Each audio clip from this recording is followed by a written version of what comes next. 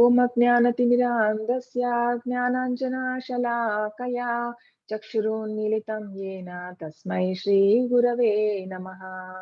नमः ॐ विष्णुपदाय कृष्णपृष्ठाय भूतले श्रीमते भक्तिवेदान्ता स्वामिनीति नामिने। नमस्ते सरस्वती देवी गौरवाणी प्रचारिणी निर्विशेष शून्यवादी पाश्चात्य देशतारिणी। जय श्री कृष्ण चैतन्य प्रभो नित्यानंद श्री अद्वैता गदाधरा श्रीवासादि गौर भक्तवृंदा। हरे कृष्ण कृष्ण कृष्ण हरे हरे, हरे राम राम राम हरे हरे। हरे कृष्ण कृष्ण कृष्ण हरे हरे, हरे राम राम राम हरे हरे। हे कृष्णा करुणा सिंधु दीनबंधु जगत्पते गोपेश गोपिका कांता राधा कांत नमोस्तुते। नमो ब्राह्मण देवाय गो ब्राह्मण हिताय च जगद्हिताय कृष्णाय गोविंदाय ते नमः। तप्त कांचन गौरांगी राधे वृंदावनेश्वरी वृषभानुसुते देवी प्रणमामि हरिप्रिये। नमो महावदन्याय कृष्ण प्रेम प्रदायते कृष्णाय कृष्ण चैतन्य नाम्ने गौरतृषे नमः। वाञ्छाकल्पतरुभ्यश्च कृपा सिन्धुभ्य एव च पतितनां पावनेभ्यो वैष्णवेभ्यो नमो नमः। अनंत कोटि वैष्णव वृंद की जय, ब्रह्मचार्य व्यास ठाकुर की जय, श्रीला प्रभुपाद की जय। हरे Krishna.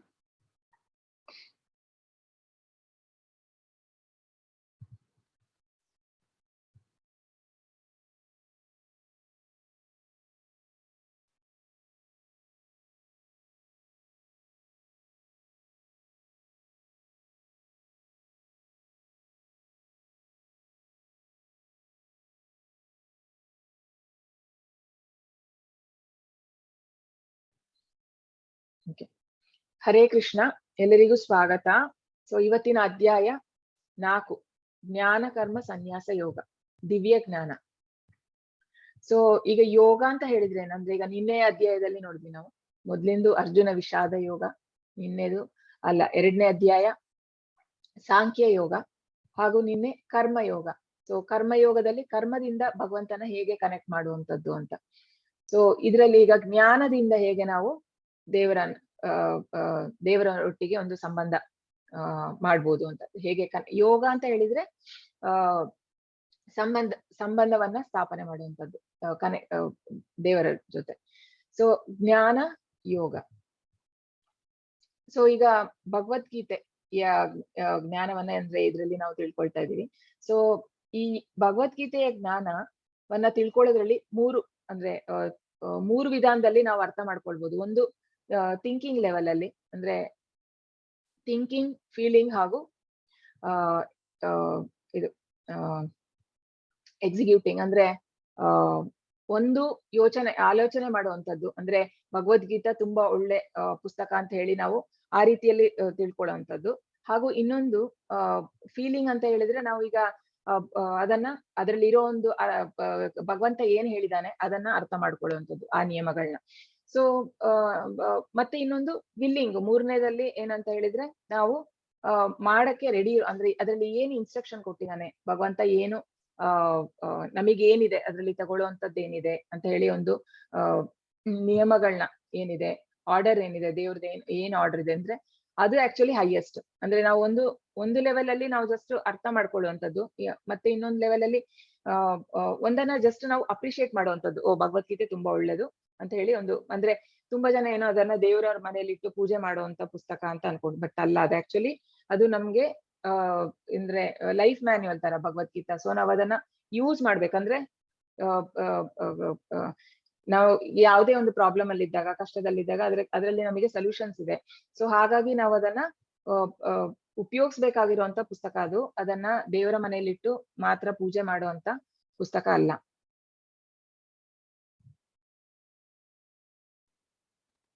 So Bhagavad Gita as it is, so ಅಥವಾ ಕನ್ನಡದಲ್ಲಿ ಭಗವದ್ಗೀತಾ ಯಥಾರೂಪ. ಸೊ ಭಗವದ್ಗೀತಾ ಯಥಾರೂಪನೇ ಯಾಕೆ? ಸೊ ಬೇರೆ ಭಗವದ್ಗೀತೆ ಕೂಡ ಅಂದ್ರೆ ಎಷ್ಟೋ ಭಗವದ್ಗೀತೆಗಳು ಇದೆ, ಯಾಕೆ ಅದನ್ನ ಓದ್ಬಾರ್ದು ಅಂತ ಹೇಳಿದ್ರೆ, ನಾವು ಪ್ರಭುಪಾದ್ ಅವರು ಭಗವದ್ಗೀತಾ ಆಸ್ ಇಟ್ ಈಸ್ ಅಂತ ಯಾಕೆ ಹೆಸರಿಟ್ರು ಅಂತ ಹೇಳಿದ್ರೆ ಅದಕ್ಕೆ ಕಾರಣ ಇದೆ. ಸೊ ಅಂದ್ರೆ ತುಂಬಾ ಭಗವದ್ಗೀತೆಗಳನ್ನ ಪ್ರಭುಪಾದ್ ನೋಡಿದ್ದಾರೆ. ಪ್ರಭುಪಾದ್ ಇರೋ ಟೈಮಲ್ಲೂ ಇತ್ತು, ತುಂಬಾ ಜನ ಬರಿತಾ ಇದ್ರು. ಅಂದ್ರೆ ಈ ರಾಜಕೀಯ ವ್ಯಕ್ತಿಗಳಿರ್ಬೋದು ಅಥವಾ ಬೇರೆ ತತ್ವಜ್ಞಾನಿಗಳು, ತುಂಬಾ ಸ್ಕಾಲರ್ಸ್, ತುಂಬಾ ಓದಿರೋರು, ಪಂಡಿತರು, ಇವರೆಲ್ಲ ತುಂಬಾ ಬರಿತಾ ಇದ್ರು. ಆದ್ರೆ ಏನಂತ ಹೇಳಿದ್ರೆ ಅದರಲ್ಲಿ ಅವ್ರದೇ ಆದ ಒಂದು ಅಭಿಪ್ರಾಯ, ಇರ್ತಿತ್ತು. ಈಗಂತೂ ಮಾರ್ಕೆಟ್ ಅಲ್ಲಿ ನಮಗೆ ಗೊತ್ತಿರೋ ಹಾಗೆ ಒಂದು 600 ಎಡಿಷನ್ ಇಂದ ಹೆಚ್ಚು ಭಗವದ್ಗೀತೆಗಳಿದೆ. ಅದಕ್ಕೆಲ್ಲ ಅಂದ್ರೆ ಅದೊಂದು ಯಾವುದೇ ಒಂದು ಪರಂಪರೆ ಇಲ್ಲ. ಮೇನ್ ಆಗಿ ಅಂದ್ರೆ ಭಗವದ್ಗೀತೆ ಯಾಕೆ ಪ್ರಭುಪಾದ್ ಕೊಟ್ಟಿದ್ದಾರೆ ಆಸ್ ಇಟ್ ಈಸ್ ಅಂತ ಹೇಳಿದ್ರೆ, ಮೇನ್ಲಿ ಅದು ಒಂದು ಪರಂಪರೆಯಿಂದ ಬಂದಿದೆ ಅಂತ ಹೇಳಿ. ಈಗ ಹೇಗೆ ಲೈಕ್ ಫಸ್ಟ್ ಕೃಷ್ಣನಿಂದ ಬ್ರಹ್ಮನಿಗೆ ಬಂದು ಮತ್ತೆ ಹಾಗೆ ಒಬ್ರಿಂದ ಪರಂಪರೆಯಿಂದ ಬಂದಿರೋದ್ರಿಂದ ಅಲ್ಲಿಂದ ಆ ಮೆಸೇಜ್ ಏನಿದೆ, ಆ ಒಂದು ಮೆಸೇಜು ಎಲ್ಲಿಯೂ ಒಂದು ಚೇಂಜ್ ಆಗದೆ ಅದೇ ರೀತಿ ಕೃಷ್ಣನ ಒಂದು ಏನು ಇಚ್ಛೆ ಇದೆ ಅದನ್ನೇ ಯಥಾರೂಪವಾಗಿ ನಮಗೆ ಕೊಟ್ಟಿರುವಂತದ್ದು, ಕೊಡ್ಬೇಕಾಗಿರುವಂತ ಪ್ರಯತ್ನ ಪ್ರಭುಪಾದ್ ಮಾಡಿರುವಂತದ್ದು, ಹಾಗೂ ಅದನ್ನ ಹಾಗೆ ಕೊಟ್ಟಿದ್ದಾರೆ ಅವರು. ಸೊ ಈಗ ಯಾಕೆ ನಾವು ಮಾಡ್ಬಾರ್ದು ಅಂದ್ರೆ, ಈಗ ಬೇರೆ ತುಂಬಾ ಜನ ಬರೀತಾರೆ, ಯಾಕೆ ನಾವು ಅದನ್ನ ಓದ್ಬಾರ್ದು ಅಂತ ಹೇಳಿದ್ರೆ, ಈಗ ನಾವೆಲ್ಲ ಅಂದ್ರೆ ಈ ಬದ್ಧ ಜೀವಿಗಳು ಅಂದ್ರೆ ಕಂಡೀಷನ್ ಸೋಲ್ ಅಂತ ಹೇಳ್ತೀವಿ. ಸೊ ಕಂಡೀಷನ್ ಸೋಲ್, ನಾವೀಗ ಬದ್ಧ ಜೀವಿಗಳನ್ನ ನಮಗೆ ನಮ್ಮೆಲ್ಲರಲ್ಲಿ 4 ಕೊರತೆಗಳಿದೆ. ಸೊ ಅದೆಲ್ಲ 4 ಕೊರತೆಗಳು ಯಾವ್ದೆಲ್ಲ ಅಂತ ಹೇಳಿದ್ರೆ, ನಮಗೆ ಅಂದ್ರೆ ನಾವು ತಪ್ಪು ಮಾಡ್ತೇವೆ. ಅಂದ್ರೆ ಈಗ ಗಾಂಧೀಜಿ ಸಹ ಮಹಾತ್ಮ ಗಾಂಧಿ ಅಂತ ಹೇಳ್ತೀವಿ, ಆದ್ರೂ ಮಹಾತ್ಮ ಗಾಂಧಿ ಅವರು ಕೂಡ ತಪ್ಪು ಮಾಡಿದ್ದಾರೆ. ಸೊ ಹಾಗಾಗಿ ಅಂದ್ರೆ ಅವರು ಸಾಯೋ ಕಾಲದಲ್ಲಿ ಅವರಿಗೆ ಗೊತ್ತಿತ್ತು, ಯಾರೋ ಹೇಳಿದ್ರು ಅಂದ್ರೆ ನಿಮಗೆ ಈ ತರ ಒಂದು ಆಪತ್ತಿದೆ ಹೋಗ್ಬೇಡಿ ಅಂತ, ಆದ್ರೂ ಅವ್ರಿಗೆ ಅವ್ರು ಹೋದ್ರು. ಸೊ ಅವರು ಆಮೇಲೆ ಅವ್ರನ್ನ ಅಸಾಸಿನೇಟ್ ಮಾಡಿದ್ರು. ಸೊ ಹಾಗೆ ವಿ ಮೇಕ್ ಒಂದು ತಪ್ಪು ಮಾಡುವಂತದ್ದು, ಇನ್ನೊಂದು ಮಾಯೆಗೆ ಒಳಗಾಗ್ತೀವಿ ನಾವು. ಸೊ ಮಾಯೆಗೊಳಗಾಗಿ ಅಂದ್ರೆ ನಮಗೆ ಯಾವ್ದು ಸರಿ ಯಾವ್ದು ತಪ್ಪು ಅನ್ನೋದು ಗೊತ್ತಾಗಲ್ಲ. ಸೊ ಇಲ್ಯೂಷನ್ ಹಾಗೂ ಭ್ರಮೆಗೆ ಒಳಗಾಗುವಂಥದ್ದು. ಅಂದ್ರೆ ಇಲ್ಲಿ ಮಾಯೆ ಅಥವಾ ಭ್ರಮೆಗೆ ಒಳಗಾಗೋದು ಅಂತ ಹೇಳಿದ್ರೆ, ಈಗ ನಮಗೆ ಕೆಲವೊಂದ್ಸರ್ತಿ ದಾರಿಲಿ ಹೋಗುವಾಗ ಅಂದ್ರೆ ಅಂದ್ರೆ ಕಡ್ಡಿ ಅಂದ್ರೆ ಹಾವನ್ನ ನೋಡಿ ಹಗ್ಗನ ನೋಡಿ ನಾವು ಹಾವು ಅಂತಾನು ತಿಳ್ಕೊಳ್ತೇವೆ. ಸೊ ಅಂದ್ರೆ ನಮಗೆ ಇಲ್ಯೂಷನ್ ಆಗತ್ತೆ, ಗೊತ್ತಾಗಲ್ಲ ನಮಗೆ. ಅಂದ್ರೆ ನಮ್ಮ ಕಣ್ಣುಗಳಿಗೂ ಸಹ ನಮಗೆ ಪರ್ಫೆಕ್ಟ್ ಇಲ್ಲ. ಇನ್ನೊಂದು ಸೆನ್ಸಸ್ ಆರ್ ನಾಟ್ ಪರ್ಫೆಕ್ಟ್ ಅಂತ ಹೇಳಿದ್ರೆ, ನಮಗೆ ಈಗ ದೂರದಲ್ಲಿರುವಂತದ್ದೇ ಕಾಣಲ್ಲ ನಮಗೆ. ಸೊ ಹಾಗಾಗಿ ಹೇಗೆ ನಾವು ಭಗವಂತನನ್ನ ಅರ್ಥ ಮಾಡ್ಕೊಳಕ್ ಸಾಧ್ಯ ಅಂತ ಹೇಳಿದ್ರೆ, ಅಂದ್ರೆ ಸ್ವಲ್ಪ 1 ಕಿಲೋಮೀಟರ್ ದೂರದಲ್ಲಿದ್ರೆ ಅಲ್ಲಿ ಇರುವಂತ ಏನಿದೆ ಅಂತ ಹೇಳಿ ನಮಗೆ ಕ್ಲಿಯರ್ ಆಗಿ ಕಾಣಲ್ಲ. ಅಷ್ಟೆಲ್ಲ ಬೇಡ, ನಮಗೆ ಈ ರೂಮಿಂದ ಇನ್ನೊಂದು ರೂಮಲ್ಲಿ ಏನಿದೆ ಅನ್ನೋದು ಕೂಡ ಗೊತ್ತಾಗಲ್ಲ. ಸೊ ನಮ್ಮ ಇಂದ್ರಿಯಗಳು ಕೂಡ ಪರಿಪೂರ್ಣ ಅಲ್ಲ. ಇನ್ನೊಂದು 4ನೇದೇನು ಅಂತ ಹೇಳಿದ್ರೆ, ನಮಗೆ ಮೋಸ ಮಾಡುವ ಪ್ರವೃತ್ತಿ ಇದೆ ಅಂತ ಹೇಳಿ, ಚೀಟಿಂಗ್ ಪ್ರೊಫೆನ್ಸಿಟಿ. ಸೊ ಎಲ್ಲರಿಗೂ ಇದೆ. ಅಂದ್ರೆ ಈಗ ಯಾವುದೇ ಒಂದು ಸಣ್ಣದು ಯಾವುದೇ ಇರ್ಬೋದು, ನಾವು ಸುಳ್ಳು ಹೇಳುವಂತದ್ದು ಇರ್ಬೋದು. ಸೊ ಹೀಗೆಲ್ಲ ಕೊರತೆಗಳಿರೋದ್ರಿಂದ ಈ ನಾರ್ಮಲ್ ಇವ್ರು ಬರೆದಿರೋದಂತ, ಈಗ ಪೊಲಿಟಿಷಿಯನ್ಸ್ ಆಗ್ಲಿ ಹೀಗೆಲ್ಲ ಬರ್ದಿರೋದನ್ನ ನಾವು ತಗೊಳಾಗಿಲ್ಲ. ಬಟ್ ಆಗ ಈಗ ಪ್ರಭುಪಾದರ ಬಗ್ಗೆ ಆಕ್ಚುಲಿ ಬೇರೆ ಇದ್ರಲ್ಲೂ ಅಂದ್ರೆ ಉಲ್ಲೇಖ ಇದೆ, ಈ ತರ ಒಬ್ರು ಬರ್ತಾರೆ ಅಂತ ಹೇಳ್ಬಿಟ್ಟು. ಆಮೇಲೆ ಎಲ್ಲ ನಮ್ಮ ಸಂಪ್ರದಾಯದಲ್ಲಿ ಬಂದಿರೋರು ಎಲ್ಲಾರ ಬಗ್ಗೆನು ಅಂದ್ರೆ ಸ್ಕ್ರಿಪ್ಚರ್ಸ್ ಅಲ್ಲಿ ಮೆನ್ಷನ್ ಆಗಿದೆ. ಸೊ ಹಾಗಾಗಿ ಅವರು ಬರ್ತಿರೋದನ್ನ ನಾವು ಅಥೆಂಟಿಕ್ ಆಗಿ ಕನ್ಸಿಡರ್ ಮಾಡ್ಬೋದು. ಇವಾಗ ಇವರು ಚೈತನ್ಯ ಮಹಾಪ್ರಭುಗಳು ಹೇಳಿದ್ರು, ಲೈಕ್ ಮೋರಾ ಸೇನಾಧಿಪತಿ ಭಕ್ತ ಆಯೇಗ ಅಂತ ಹೇಳಿದ್ರೆ, ನನ್ನ ಒಬ್ಬ ಸೇನಾಧಿಪತಿ ಭಕ್ತ ಬರ್ತಾನೆ, ಅದು ಬೇರೆ ಯಾರು ಅಲ್ಲ, ಪ್ರಭುಪಾದದು. ಸೊ ಪ್ರಭುಪಾದ್ ಬರ್ತಾರೆ ಅಂತ ಹೇಳಿದ್ರು. ಸೊ ಹಾಗೆ ಮತ್ತೆ ಇನ್ನೊಂದು ಏನಂತ ಹೇಳಿದ್ರೆ, ಪ್ರಭುಪಾದು ಯಾಕೆ ಇದನ್ನ ಭಗವದ್ಗೀತಾ ಯಥಾರೂಪ ಕೊಟ್ಟಿದ್ದಾರೆ ಅಂತ ಹೇಳಿದ್ರೆ, ಅಂದ್ರೆ ಕೃಷ್ಣನ ಒಂದು ಏನು ಇಚ್ಛೆ ಇದೆ ಅದನ್ನ ಪ್ರಸ್ತುತಪಡಿಸಿರುವಂತದ್ದು ಕ್ಲಿಯರ್ ಆಗಿ.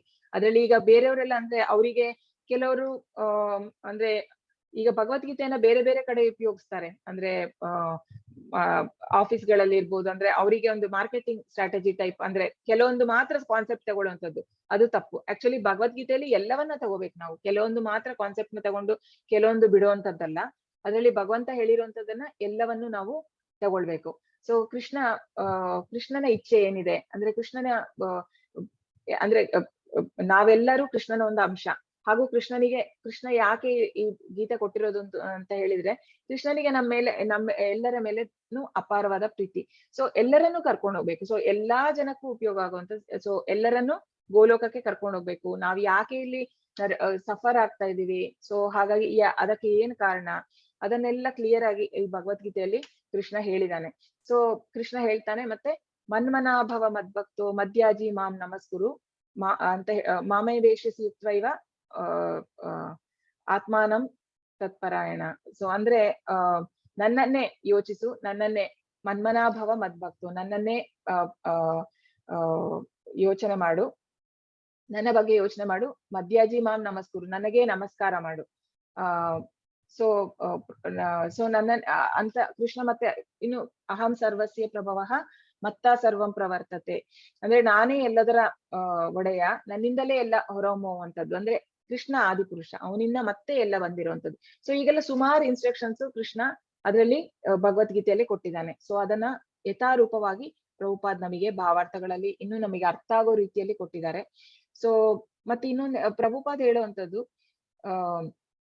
ಮತ್ತೆ ಇನ್ನೊಂದು ಏನಂತ ಹೇಳಿದ್ರೆ, ನಮಗೆ ದೇವ್ರು ಅಂದ್ರೆ ತುಂಬಾ ಗ್ರೇಟ್ ಅಂತ ಗೊತ್ತು, ಎಲ್ಲರಿಗೂ ಗೊತ್ತು. ಗಾಡ್ ಈಸ್ ಗ್ರೇಟ್ ಅಂತ ನಾವು ಜಸ್ಟ್ ಯೂಸ್ ಮಾಡ್ತೀವಿ, ಆದ್ರೆ ಎಷ್ಟು ಗ್ರೇಟ್ ಅನ್ನೋದು ನಮಗೆ ಗೊತ್ತಿಲ್ಲ. ಪ್ರಭುಪಾದ್ ಹೇಳ್ತಾರೆ, ವೆಸ್ಟರ್ನ್ ಅಲ್ಲೆಲ್ಲ ಎಲ್ಲರೂ ಹೇಳುವಂತದ್ದು ಗಾಡ್ ಈಸ್ ಗ್ರೇಟ್ ಅಂತ ಹೇಳಿ. ಬಟ್ ಅವರಿಗೆ ಗಾಡ್ ಅಂತ ಹೇಳಿದ್ರೆ ಲಿಮಿಟೆಡ್ ಅಷ್ಟೇ ಗೊತ್ತಿರುವಂತದ್ದು. ದೇವ್ರು ಅಂದ್ರೆ ಬೇರೆ ಎಲ್ಲಿ ಯಾವುದೇ ಒಂದು ಸ್ಕ್ರಿಪ್ಚರ್ ಅಲ್ಲಿ ಬೇರೆ ಧರ್ಮಗಳಲ್ಲಿ ಇದನ್ನ ಕೊಟ್ಟಿಲ್ಲ ಆಕ್ಚುಲಿ. ಅಂದ್ರೆ ದೇವರ ಬಗ್ಗೆ ಹಾಗೂ ದೇವರ ಒಂದು ಧಾಮದ ಬಗ್ಗೆ ಎಲ್ಲೂ ಉಲ್ಲೇಖ ಇಲ್ಲ. ಅವರಲ್ಲಿ ಏನೋ ಲಿಮಿಟೆಡ್ ಇದೆ ಅಷ್ಟೇ. ದೇವ್ರು ಅಂತ ಒಂದು ಅಂದ್ರೆ ಕೆಲವರಂತೂ ನಿರಾಕಾರವನ್ನ ಪೂಜೆ ಮಾಡುವಂತದ್ದು, ಅಂದ್ರೆ ಅವರಿಗೆ ರೂಪ ಸಹ ಗೊತ್ತಿಲ್ಲ. ಹಾಗಾಗಿ ಈ ಭಗವದ್ಗೀತೆ ಅನ್ನೋದ್ರಲ್ಲಿ ಮಾತ್ರ ಈ ತರ ಕಂಪ್ಲೀಟ್ ನಾಲೆಜ್ ಇರುವಂತದ್ದು. ಹಾಗೂ ನಮ್ಮ ಒಂದು ಜೀವಿಯಾಗಿ ನಮ್ಮ ಒಂದು ನಿಜವಾದ ಅಸ್ತಿತ್ವ ಏನು ಅಂದ್ರೆ ಅದರ ಬಗ್ಗೆ ಹೇಳಿರುವಂತದ್ದು. ಅಂದ್ರೆ ಜೀವಿಯ ಅಸ್ತಿತ್ವ ಏನು, ಜೀವೇರೆ ಸ್ವರೂಪ ಕೃಷ್ಣರೇ ನಿತ್ಯದಾಸ್, ನಮ್ಮ ಸೋಲ್ಡ್ ಇಟರ್ನಲ್ ಪೊಸಿಷನ್ ಏನು ಅಂದ್ರೆ ನಾವು ಕೃಷ್ಣನ ಸೇವಕ. ಸೊ ಆದ್ರೆ ನಮಗೆ ಅದು ಈಗ ನೆನಪಿಲ್ಲ. ಸೊ ಅದರಿಂದ ಏನು ಅಂದ್ರೆ ಭಗವದ್ಗೀತೆ ಅರ್ಥ ಮಾಡ್ಕೊಳ್ಳೋದ್ರಿಂದ ಅಲ್ಟಿಮೇಟ್ ಬೆನಿಫಿಟ್ ಏನು, ಮಾನವ ಕುಲಕ್ಕೆ ಏನ್ ಬೆನಿಫಿಟ್, ಹಾಗಂತ ಹೇಳಿ ಇದರ ಬಗ್ಗೆ ಎಲ್ಲ ಕ್ಲೀನ್ ಆಗಿ ಉಲ್ಲೇಖ ಇರುವಂತದ್ದು. So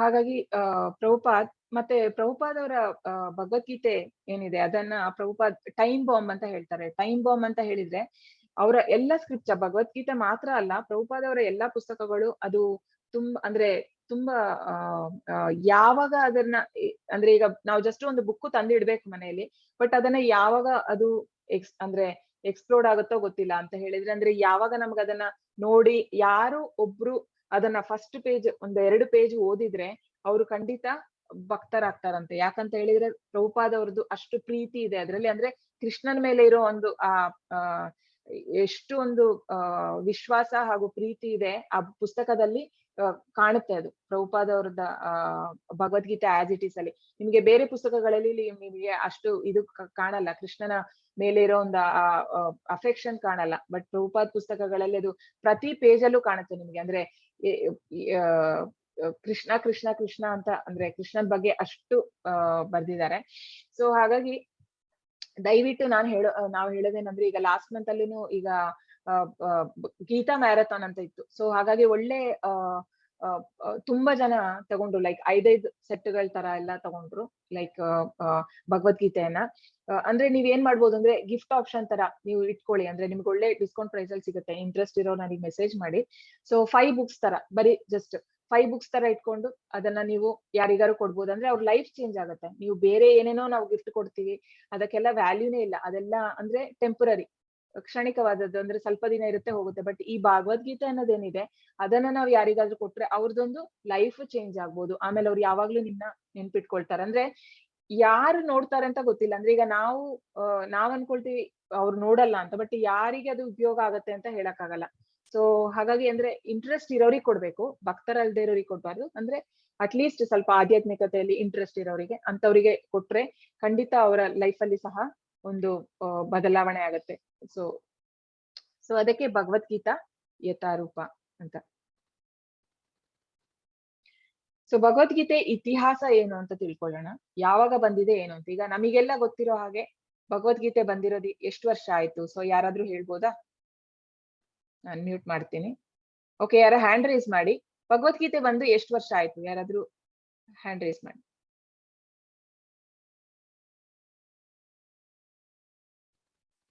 Hare Krishna. Hand raise ಮಾಡಿ ಯಾರಾದ್ರೂ. ಕೃಷ್ಣ ಹೇಳಿದ್ದು ಎಷ್ಟು ವರ್ಷದ ಹಿಂದೆ ಭಗವದ್ಗೀತೆ?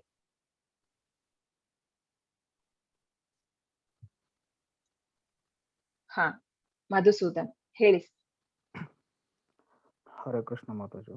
ಹರೇ ಕೃಷ್ಣ. 5,000 ವರ್ಷಗಳ ಹಿಂದೆ.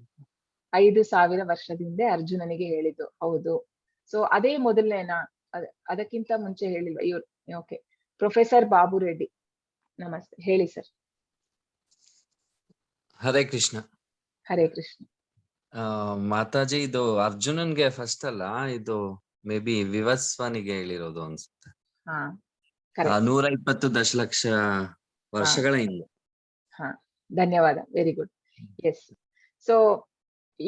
ಸೊ ನಾವು ಅನ್ಕೊಂಡಿರುವಂತದ್ದು ಈಗ ಕೃಷ್ಣನ ಅರ್ಜುನನಿಗೆ ಮೊದ್ಲಿಗೆ 5,000 ವರ್ಷದಿಂದ ಹೇಳಿರೋದಲ್ಲ, ಅದು ಮತ್ತೆ ಹೇಳಿರುವಂತದ್ದು. ಅಂದ್ರೆ ಯಾವಾಗ ಇದು ಮೊದ್ಲು ಹೇಳಿರೋದು ಇಲ್ಲಿ ನೋಡಿ. ಶ್ರೀ ಭಗವಾನುವಾಚ ಇಮಂ ವಿವಸ್ವತೆ ಯೋಗಂ ಪ್ರೋಕ್ತವಾನಹಮವ್ಯಯಂ ವಿವಸ್ವಾನ್ ಮನವೇ ಪ್ರಾಹ ಮನುರಿಕ್ಷ್ವಾಕವೇ ಅಬ್ರವೀತ್. ದೇವೋತ್ತಮ ಪರಮ ಪುರುಷನಾದ ಶ್ರೀಕೃಷ್ಣನು ಹೇಳಿದನು, ನಾಶವಿಲ್ಲದ ಈ ಯೋಗ ವಿಜ್ಞಾನವನ್ನು ನಾನು ವಿವಸ್ವಾನ್ ಎಂದರೆ ಸೂರ್ಯನಿಗೆ ಹೇಳಿದೆನು. ವಿವಸ್ವಾನನು ಅದನ್ನು ಮಾನವ ಕುಲದ ತಂದೆಯಾದ ಮನುವಿಗೆ ಹೇಳಿದನು. ಮನು ಇಕ್ಷ್ವಾಕುವಿಗೆ ಹೇಳಿದನು. ಸೊ ಇಲ್ಲಿ ನೋಡ್ಬೋದು ನಾವು ಕೃಷ್ಣನಿಂದ ಮೊದ್ಲಿಗೆ ಇವನಿಗೆ ವಿವಸ್ವಾನ್ ಅಂತ ಹೇಳಿದ್ರೆ ಸೂರ್ಯ ದೇವರು. ನಾವು ನಿನ್ನೆ ಅಂದ್ರೆ ಸೂರ್ಯನ ಪ್ಲಾನೆಟ್ ಅಲ್ಲಿ ಇರುವಂತದ್ದು, ಅಂದ್ರೆ ಸೂರ್ಯ ದೇವರಿದ್ದಾರೆ ವಿವಸ್ವಾನ್. ಸೊ ವಿವಸ್ವಾನಿಗೆ ಹೇಳಿದ್ದು. ಸೊ ಈ ವಿವಸ್ವಾನು ಹೇಳಿದ ಇಕ್ಷ್ವಾಕು ಮತ್ತೆ ಮಾನವ ಕುಲದ ತಂದೆಯಾದ ಮನುವಿಗೆ ಹೇಳಿರುವಂತದ್ದು. ಸೊ ಈ ತರ ಈ ಜ್ಞಾನ ಬಂದಿರುವಂತದ್ದು. ಸೊ ಹಾಗಿದ್ರೆ ಇದು 120 ಓಕೆ, ಇದು ಮಿಲಿಯನ್ ನಿಮಿಷ. ಸೊ ಹೀಗೆ ಈ ಜ್ಞಾನ ಬಂದಿರುವಂತದ್ದು ಪಾರಂಪರ್ಯವಾಗಿ. ಅವಾಗೆಲ್ಲ ಹೇಗೆ ಅಂತ ಹೇಳಿದ್ರೆ ಶ್ರುತಿ ಇಂದ ಕೇಳಿ ಹೇಳುವಂಥದ್ದು. ಅಂದ್ರೆ ಆಗೆಲ್ಲ ಪುಸ್ತಕ ಇಲ್ಲ, ಇದನ್ನ ಈಗ ಪುಸ್ತಕ ರೂಪದಲ್ಲಿ ಮಾಡಿರುವಂತದ್ದು. ಸೊ 5,000 ವರ್ಷದ ಹಿಂದೆ ಯಾಕೆ ಹೇಳ್ಬೇಕಾಯ್ತು ನೋಡೋಣ. ನೆಕ್ಸ್ಟ್ ಬರತ್ತೆ. ಏವಂ ಪರಂಪರಾ ಪ್ರಾಪ್ತಂ ಇಮಂ ರಾಜರ್ಷಯೋ ವಿದುಹು ಸಕಾಲೇನ ಮಹತಾ ಯೋಗೋ ನಷ್ಟ ಪರಂತಪ. ಈ ಉತ್ತಮೋತ್ತಮ ವಿಜ್ಞಾನವು ಗುರು ಪರಂಪರೆಯಲ್ಲಿ ಬಂದಿತು. ರಾಜರ್ಷಿಗಳು ಅದನ್ನು ಹಾಗೆಯೇ ಗ್ರಹಿಸಿದರು. ಆದರೆ ಕಾಲಕ್ರಮದಲ್ಲಿ ಈ ಪರಂಪರೆಯು ಛೇದವಾಯಿತು. ಆದುದರಿಂದ ಈ ವಿಜ್ಞಾನವು ನಷ್ಟವಾದಂತೆ ಕಾಣುತ್ತದೆ. ಸೊ ಯಾಕೆ ಹೇಳ್ಬೇಕಾಗಿ ಬಂತು ಅಂತ ಹೇಳಿ ಕೃಷ್ಣ ವಿವರಿಸ್ತಾ ಇರುವಂತದ್ದು. ಸೊ ಇಲ್ಲಿ ಪರಂಪರೆಯಲ್ಲಿ ಬರ್ತಾ ಇತ್ತು, ಗುರು ಪರಂಪರೆಯಲ್ಲಿ ಹೇಗೆ ಬರ್ಬೇಕು ಆತರ ಒಬ್ಬ ರಾಜರ್ಷಿ ಅಂತ ಹೇಳಿದ್ರೆ ಅವ್ರಿಗೆ ಎಲ್ಲಾ ತರ ಜ್ಞಾನಗಳಿತ್ತು. ಅಂದ್ರೆ ಆಗಿನ ಕಾಲದಲ್ಲಿ ಈಗ ಒಂದು ಕ್ಷತ್ರಿಯ ರಾಜನಿಗೆ ಅವನ ಆಸ್ಥಾನದಲ್ಲಿ ರಾಜಋಷಿಗಳು ಅಂತ ಇರ್ತಾ ಇದ್ರು. ಯಾವುದೇ ಒಂದು ನಿರ್ಧಾರ ತಗೊಳ್ಬೇಕಾದ್ರೆ ರಾಜ ಅವರನ್ನ ಸಂಪರ್ಕ ಮಾಡಿ ಅವರದ್ದು ಒಂದು ಅಂದ್ರೆ ಅವ್ರು ಹೇಳಿದ ಹಾಗೆ ರೀತಿಯಲ್ಲಿ ನಡೀತಾ ಇರುವಂತದ್ದು. ಬಟ್ ಈಗೆಲ್ಲ ಹೇಗೆ ಪೊಲಿಟಿಷಿಯನ್ಸ್ ಎಲ್ಲ ಯಾವುದೇ ಒಂದು ಪ್ರಾಪರ್ ಕ್ವಾಲಿಫಿಕೇಶನ್ ಇಲ್ಲ ಅಂತವ್ರೆಲ್ಲ ರೂಲ್ ಮಾಡುವಂತದ್ದು ದೇಶನ. ಬಟ್ ಆಗೆಲ್ಲ ಹಾಗಿರ್ಲಿಲ್ಲ. ಕ್ಷತ್ರಿಯರಿದ್ರು ಸಹ ಅವರು ರಾಜರ್ಷಿಗಳಿಗೆ ಬೆಲೆ ಕೊಡ್ತಾ ಇದ್ರು. ಅವ್ರು ಹೇಳಿರೋದನ್ನ ಕೇಳ್ತಾ ಇದ್ರು. ಅವರಿಗೆ ಕಂಪ್ಲೀಟ್ ಅಂದ್ರೆ ಪರಿಪೂರ್ಣ ಜ್ಞಾನ ಇತ್ತು ರಾಜರ್ಷಿ ಆದವರಿಗೆ. ಸೊ ಅಂತ ರಾಜರ್ಷಿಗಳಿಗೆ ಆ ಜ್ಞಾನವನ್ನ ಅಂದ್ರೆ ಕೃಷ್ಣನಿಂದ ಹೀಗೆ ಬಂದಿರೋ ಜ್ಞಾನ ರಾಜರಿಂದ ರಾಜರಿಗೆ ಅವರ ಒಂದು ಸಂತಾನಕ್ಕೆ ಹಾಗೆ ಹೋಗ್ತಾ ಇತ್ತು. ಬಟ್ ಅದೇನಾಯ್ತು, ಕಾಲಕ್ರಮೇಣ ಎಲ್ಲಿ ಒಂದ್ ಕಡೆ ಬ್ರೇಕ್ ಆಯ್ತು. ಮತ್ತೆ ಅದು ಕಂಟಿನ್ಯೂ ಆಗ್ಲಿಲ್ಲ. ಮತ್ತೆ ದ್ವಾಪರ ಯುಗ ಮುಗಿಯೋ ಟೈಮಲ್ಲಿ ಈಗ ನೆಕ್ಸ್ಟ್ ಅಂದ್ರೆ ಕೃಷ್ಣ ಈ ಜ್ಞಾನವನ್ನ ನಮಗೆ ಹೇಳ್ಬೇಕಿತ್ತು. ಸೊ ಹೇಗೆ ಹೇಳುವಂತದ್ದು? ಅದು ಈಗ ಆ ಚೈನ್ ಕಟ್ ಆಗಿದೆ. ಸೊ ಅದನ್ನ ಮತ್ತೆ ಹೇಳ್ಬೇಕಲ್ಲ. ಏನಂದ್ರೆ ನಮ್ಮ ಒಂದು ಒಳ್ಳೆ ಕಲಿಯುಗದ ಜನರಿಗೆ ಉಪಯೋಗ ಆಗ್ಲಿ ಅಂತ ಹೇಳಿ ಕೃಷ್ಣ ಮತ್ತೆ ಅರ್ಜುನನ ಮೂಲಕ ಹೇಳುವಂಥದ್ದು ಈ ಜ್ಞಾನವನ್ನ. ಸೊ ಇದು ಪರಂಪರೆಗಳು, ವೈಷ್ಣವ ಪರಂಪರೆ. ಸೊ ವೈಷ್ಣವ ಪರಂಪರೆಯಲ್ಲಿ 4 ಇದು. ಅದರಲ್ಲಿ ಒಂದು ಬ್ರಹ್ಮ ಅದರ ಆಚಾರ್ಯರು ಮಾಧ್ವಾಚಾರ್ಯರು. ಇದು ನಮ್ಮದು ಅಂದ್ರೆ ಇಸ್ಕಾನ್ ಬರುವಂತದ್ದು ಲಾರ್ಡ್ ಬ್ರಹ್ಮ ಅಂದ್ರೆ ಈ ಪರಂಪರೆಯಲ್ಲಿ. ಸೊ ಬ್ರಹ್ಮ ಗೌಡಿಯ ಮಾಧವ ಸಂಪ್ರದಾಯ ಅಂತ ಹೇಳ್ತೀವಿ. ಸೊ ಇನ್ನು ಬೇರೆ ಸಂಪ್ರದಾಯಗಳು ಶ್ರೀಲಕ್ಷ್ಮಿ, ಸೊ ಅದರ ಆಚಾರ್ಯರು ರಾಮಾನುಜಾಚಾರ್ಯ. ಸೊ ಇನ್ನೊಂದು ಶಿವ ಅಥವಾ ರುದ್ರ ಸಂಪ್ರದಾಯ, ಅದರಲ್ಲಿ ವಿಷ್ಣು ಸ್ವಾಮಿ ಅವರ ಆಚಾರ್ಯರು, ಹಾಗೂ 4 ಕುಮಾರರು. ಸೊ ಇದರಲ್ಲಿ ಆಚಾರ್ಯರು ನಿಂಬಾಕರ ಆಚಾರ್ಯ. ಸೊ ನಾವು ಯಾವುದೇ ಒಂದು ಭಗವದ್ಗೀತೆಯನ್ನು ಓದ್ಬೇಕಾದ್ರೆ ಅದನ್ನ ಪ್ರಾಪರ್ ಆಗಿ, ಅಂದ್ರೆ ಯಾವ ಒಂದು ಸಂಪ್ರದಾಯಕ್ಕೆ ಸೇರಿದೆ ಇದು, ನಾವ್ ಅದನ್ನೆಲ್ಲ ತಿಳ್ಕೊಂಡು ಓದ್ಬೇಕು. ಅದೇ ಯಾವ್ದು ಪ್ರಾಪರ್ ಸಂಪ್ರದಾಯ ಇಲ್ಲದೆ ಇದ್ರೆ ನಾವಂತ ಪುಸ್ತಕಗಳನ್ನ ಓದ್ಬಾರ್ದು. ಅಂದ್ರೆ ಇದೊಂದು ಲೈಕ್ ಟೆಸ್ಟಿಂಗ್ ತರ, ಲೈಕ್ ಹೇಗೆ ನಾವು ಈಗ ನಾವು ಮಕ್ಕಳನ್ನ ಈಗ ಕಾಲೇಜಿಗೆ ಸೇರಿಸ್ಬೇಕಾದ್ರೆ ಎಷ್ಟೆಲ್ಲ ನೋಡ್ತೀವಿ, ಅದು ರೆಪ್ಯೂಟೆಡ್ ಇದೆಯಾ, ರೆಕಗ್ನೈಸ್ಡ್ ಇದೆಯಾ ಇನ್ಸ್ಟಿಟ್ಯೂಟ್, ಸೊ ಅದರ ರ್ಯಾಂಕಿಂಗ್ ಏನಿದೆ, ಓವರ್ ಆಲ್ ಹೇಗಿದೆ ಅದರದ್ದು, ಅದೆಲ್ಲ ನೋಡಿ ಅಲ್ಲಿ ಪ್ಲೇಸ್ಮೆಂಟ್ ಏನಿದೆ, ಹೀಗೆಲ್ಲ ಅಂದ್ರೆ ವಿಷಯಗಳನ್ನ ತಿಳ್ಕೊಂಡು ಮಾಡ್ತೀವಿ ಅಲ್ವಾ. ಅದೇ ತರ ಈಗ ಭಗವದ್ಗೀತೆ ಓದಿ ಆ ಮನುಷ್ಯನ ಲೈಫ್ ಅಲ್ಲಿ ಏನೂ ಒಂದು ಚೇಂಜ್ ಆಗ್ಲಿಲ್ಲ ಅಂದ್ರೆ, ಸೊ ಆ ಭಗವದ್ಗೀತೆಯಲ್ಲಿ ಏನಿಲ್ಲ ಅಂತ ಹೇಳ್ಬೋದು ನಾವು, ಅಂದ್ರೆ ಸರಿಯಾದ ಜ್ಞಾನ ಇಲ್ಲ. ಸೊ ನಿಜವಾಗ್ಲೂ ನಾವು ಒಳ್ಳೆ ಒಂದು ಭಗವದ್ಗೀತೆಯನ್ನು ಓದಿದಾಗ ನಮ್ ಲೈಫ್ ಅಲ್ಲಿ ಅದು ಚೇಂಜ್ ತರ್ಬೇಕು.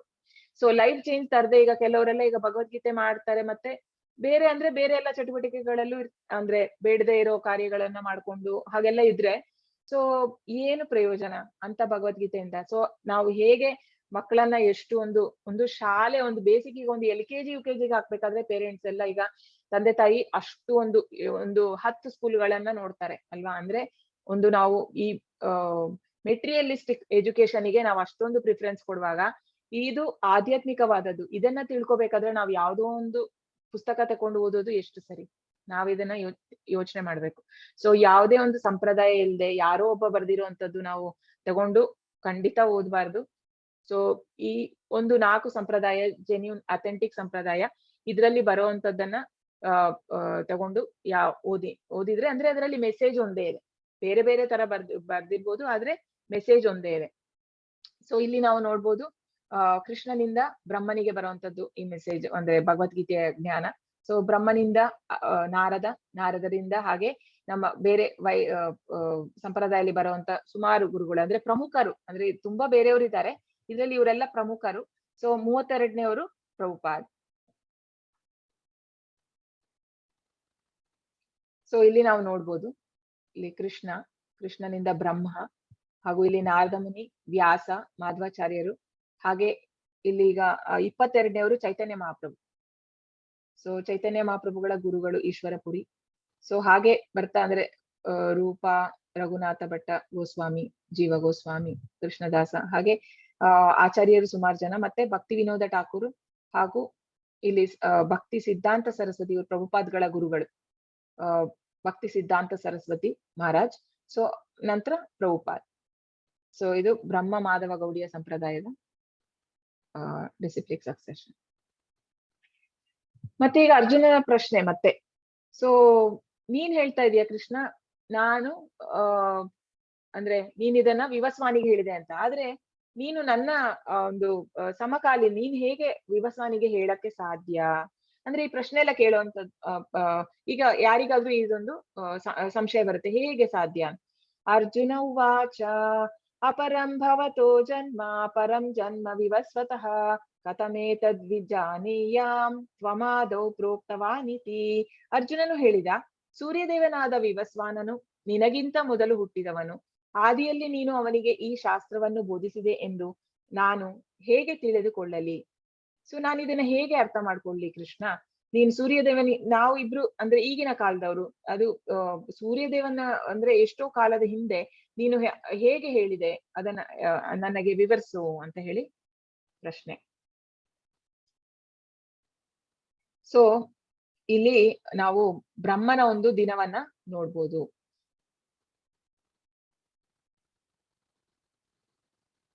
ಸೊ ಸೊ ಇದು ಈಗ ಕೆಳಗಿಂದ ನೋಡೋಣ, ಇದು calculation.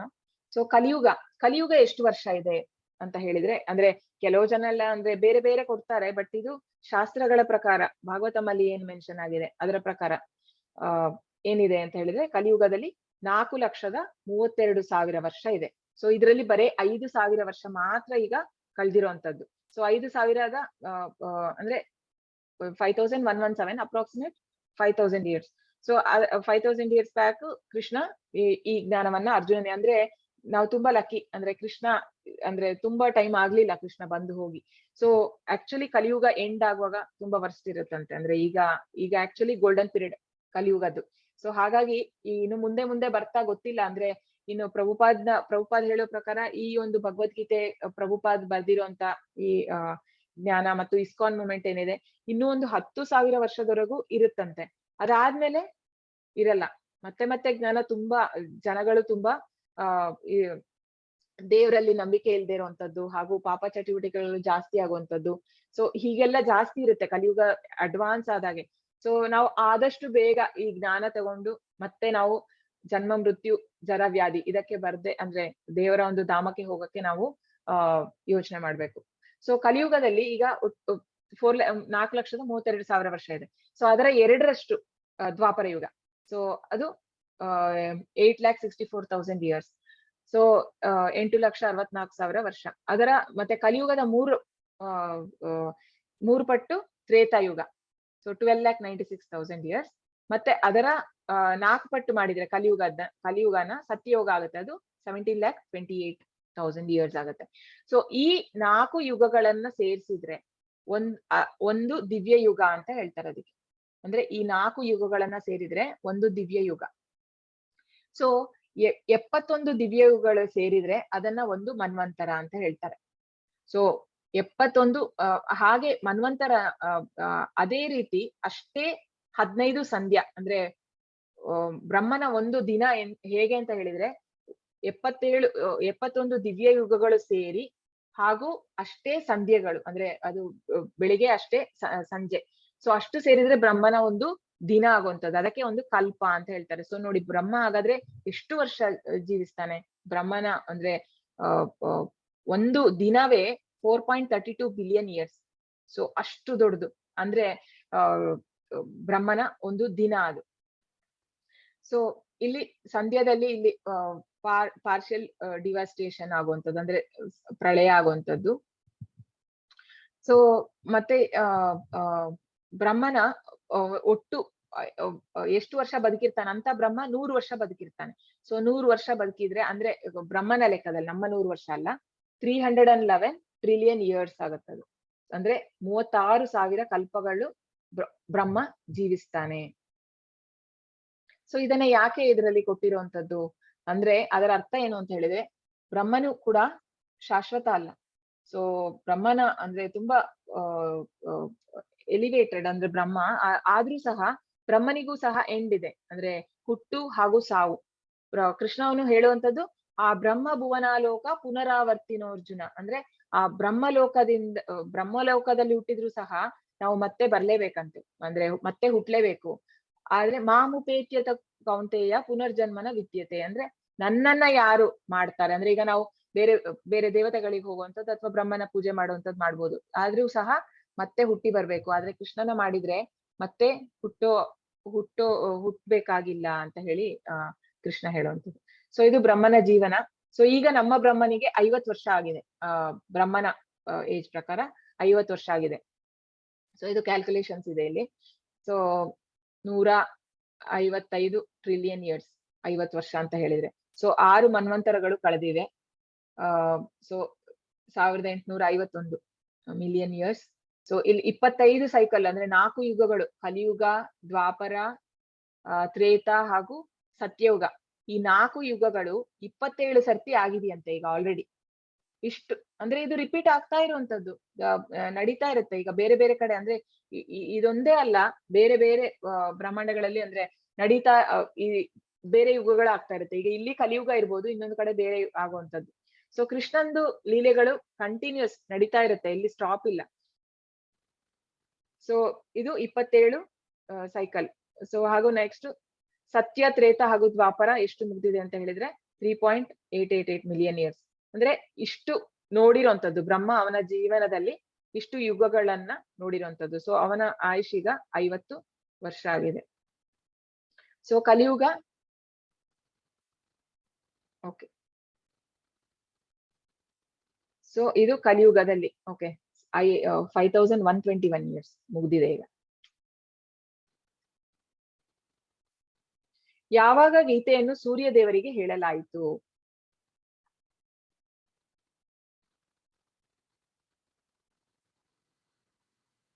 So 120 million years. So 120 million years ಆಗಿದೆ ಈಗ ಒಟ್ಟು ಹೇಳಿ, ಸೂರ್ಯದೇವರಿಗೆ ಹೇಳಿ.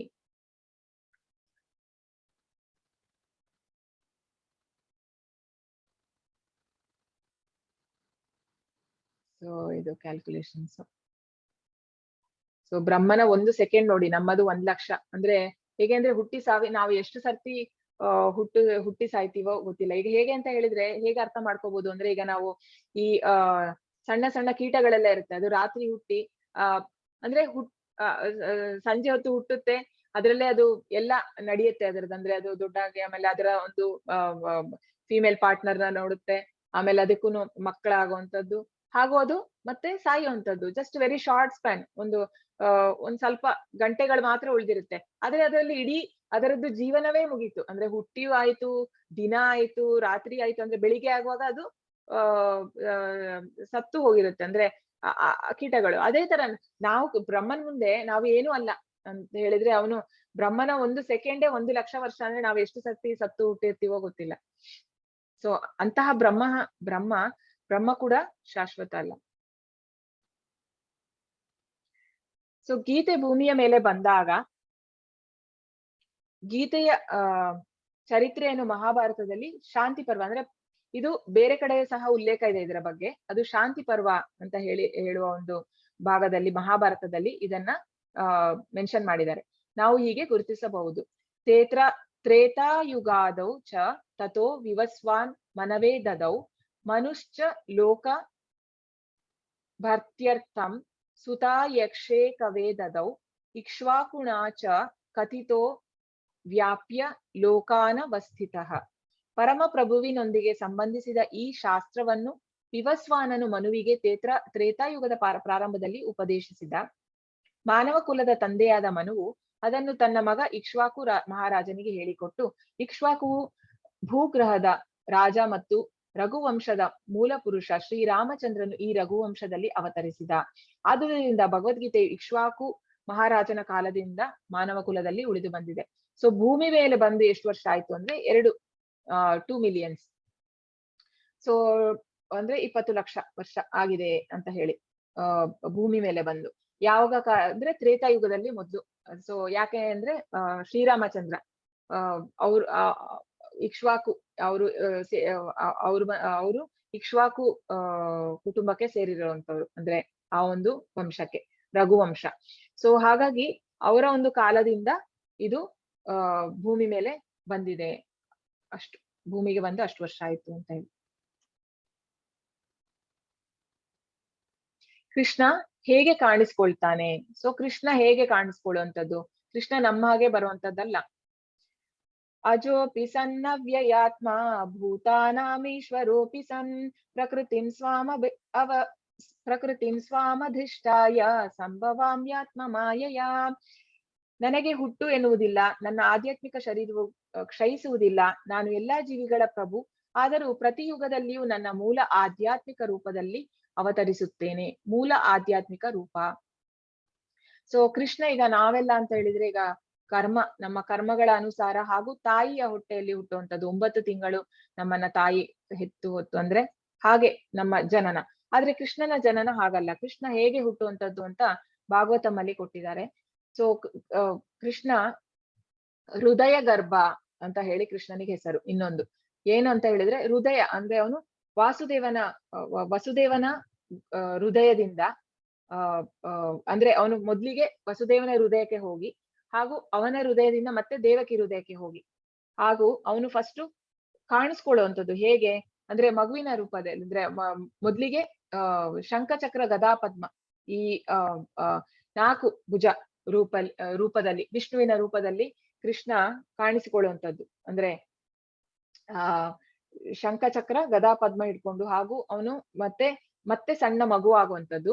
ಸೊ ಸಣ್ಣ ಮಗು ಆಗುವಾಗ ಅಂದ್ರೆ ಅವರು ಬೇಡ್ಕೊಳ್ತಾರೆ, ಅಂದ್ರೆ ನೀನು ಹೀಗಿದ್ರೆ ಏನ್ ಅನ್ಕೊಳ್ಬೋದು ಎಲ್ಲ ಜನ ಅಂತ ಹೇಳಿ. ಆಗ ಅವನು ಅವಳು ಪ್ರಾರ್ಥನೆ ಮಾಡುವಾಗ ದೇವಕಿ, ಆಗ ಅವನು ಸಣ್ಣ ಮಗು ಆಗುವಂಥದ್ದು. ಸೊ ಮಗು ಆಗಿರುವಾಗ್ಲೇ ಕೃಷ್ಣನಿಗೆ ಹಲ್ಲುಗಳು ಇತ್ತಂತೆ, ಹಾಗೂ ಅವನು ಅಂದ್ರೆ ಫುಲ್ ಆರ್ನಮೆಂಟ್ಸ್ ಎಲ್ಲ ಹಾಕೊಂಡು ಎಲ್ಲ ಆರ್ನಮೆಂಟ್ಸ್ ಅಲ್ಲೇ ಬಂದಿರುವಂತದ್ದು ದೇವರು. ಸೊ ಹಾಗಾಗಿ ಇದು ನಾರ್ಮಲ್ ಅಲ್ಲ, ಅಂದ್ರೆ ನಮ್ ತರ ಅಲ್ಲ ಕೃಷ್ಣ ಹುಟ್ಟುವಂತದ್ದು. ಸೊ ಕೃಷ್ಣನು ಅಂದ್ರೆ ಅವನ ಇಂಟರ್ನಲ್ ಅಂತರಂಗ ಶಕ್ತಿಯಿಂದ ಹುಟ್ಟುವಂತದ್ದು ಕೃಷ್ಣ. ಕೃಷ್ಣ ಯಾವಾಗ ಕಾಣಿಸಿಕೊಳ್ಳುತ್ತಾನೆ?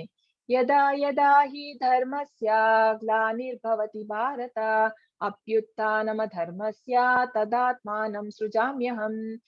ಭರತವಂಶನಾದ ಅರ್ಜುನನೇ, ಯಾವಾಗ ಎಲ್ಲೆಲ್ಲಿ ಧರ್ಮದ ಅವನತಿಯಾಗುತ್ತದೋ ಮತ್ತು ಅಧರ್ಮವು ಹೆಚ್ಚುತ್ತದೋ ಆಗ ಸ್ವಯಂ ಅವತಾರ ಮಾಡುತ್ತೇನೆ.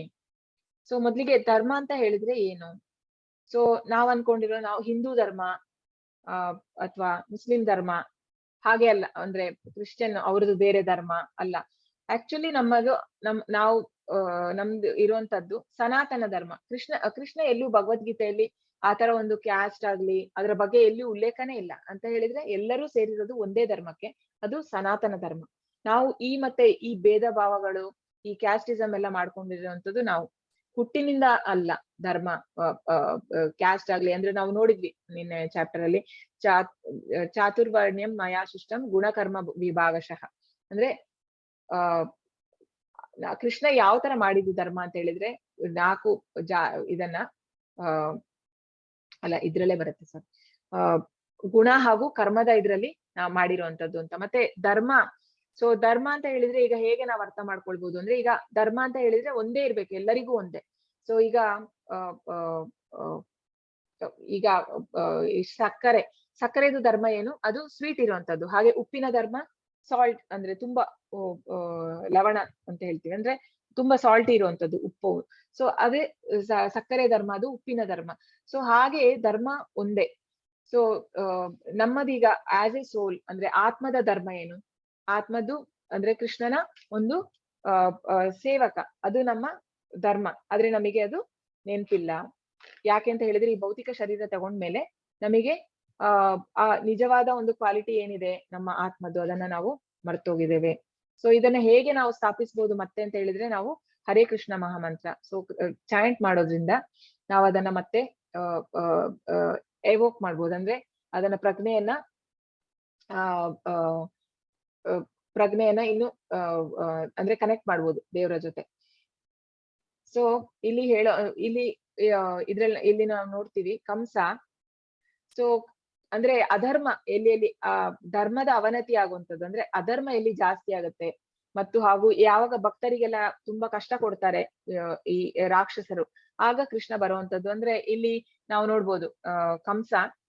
ಸೊ ಕಂಸ ಅವನ ತಂಗಿ ಅಂದ್ರೆ ತುಂಬಾ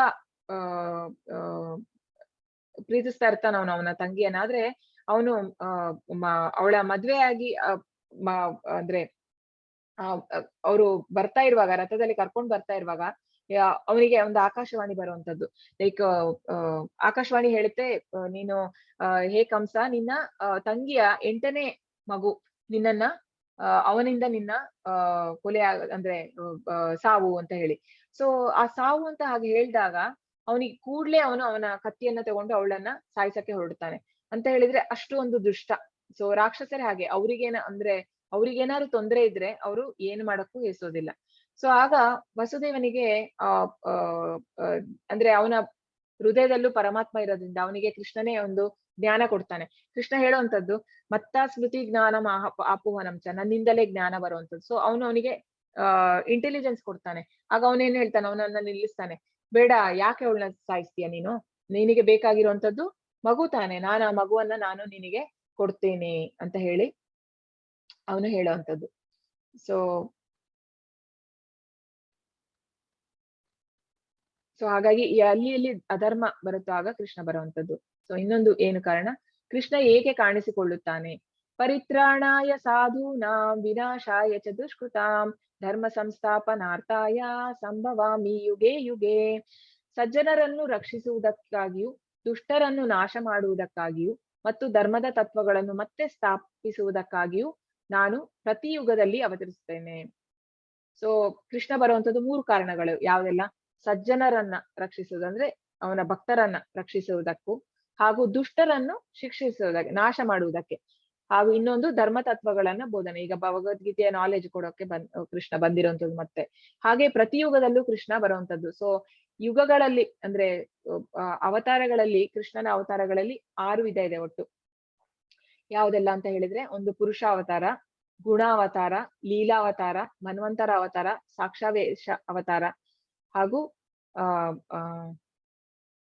ಇನ್ನೊಂದು ಗುಣಾವತಾರ, ಲೀಲಾವತಾರ, ಸಾಕ್ಷಾವತಾರ, ಅಂದ್ರೆ ಒಂದು ಮನುಗಳದ್ದು. Okay, one second.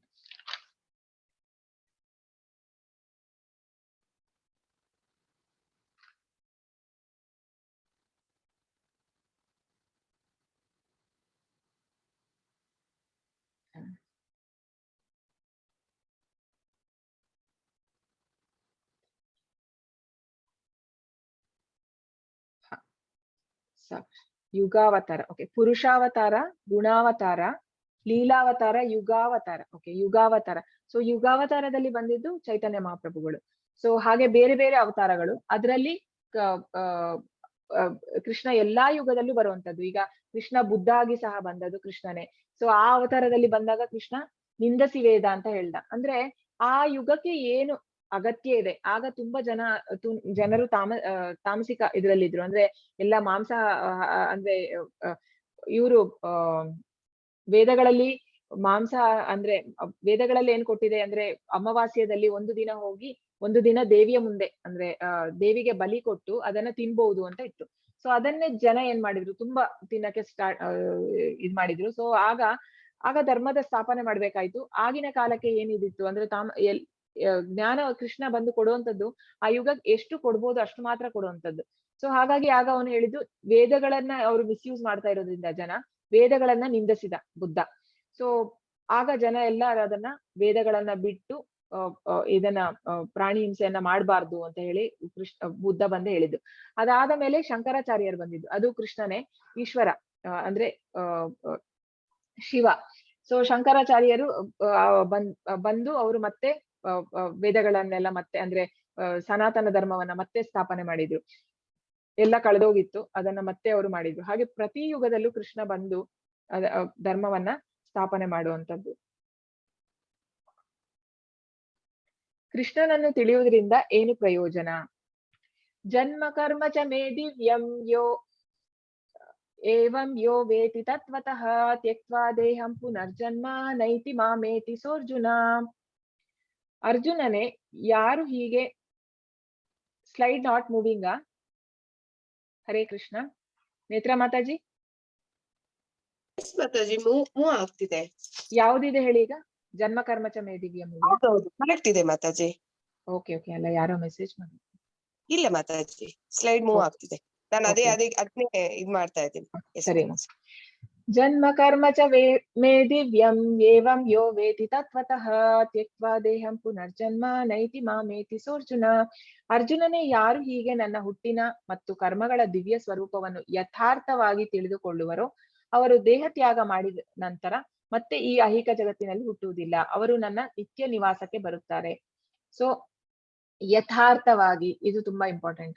ಸೊ ಕೃಷ್ಣನ ನಾವು ಯಥಾರ್ಥವಾಗಿ ಅರ್ಥ ಮಾಡ್ಕೊಳ್ಬೇಕು. ಸೊ ಯಾರು ಅಂದ್ರೆ ಇದರಿಂದ ಇದು ಶ್ರುತಿ ಫಲ ಅಂತ ಹೇಳ್ಬೋದು. ಇದನ್ನ ಅಂದ್ರೆ ಏನು ಪ್ರಯೋಜನ ಇದನ್ನ ಅರ್ಥ ಮಾಡ್ಕೊಳ್ಳೋದ್ರಿಂದ? ಕೃಷ್ಣ ಹೇಗೆ, ಕೃಷ್ಣ ಯಾವ ತರ ಅಂದ್ರೆ ಇದೆಲ್ಲ ಭಾಗವತಮಲ್ಲಿ ಕಂಪ್ಲೀಟ್ ಬರುತ್ತೆ.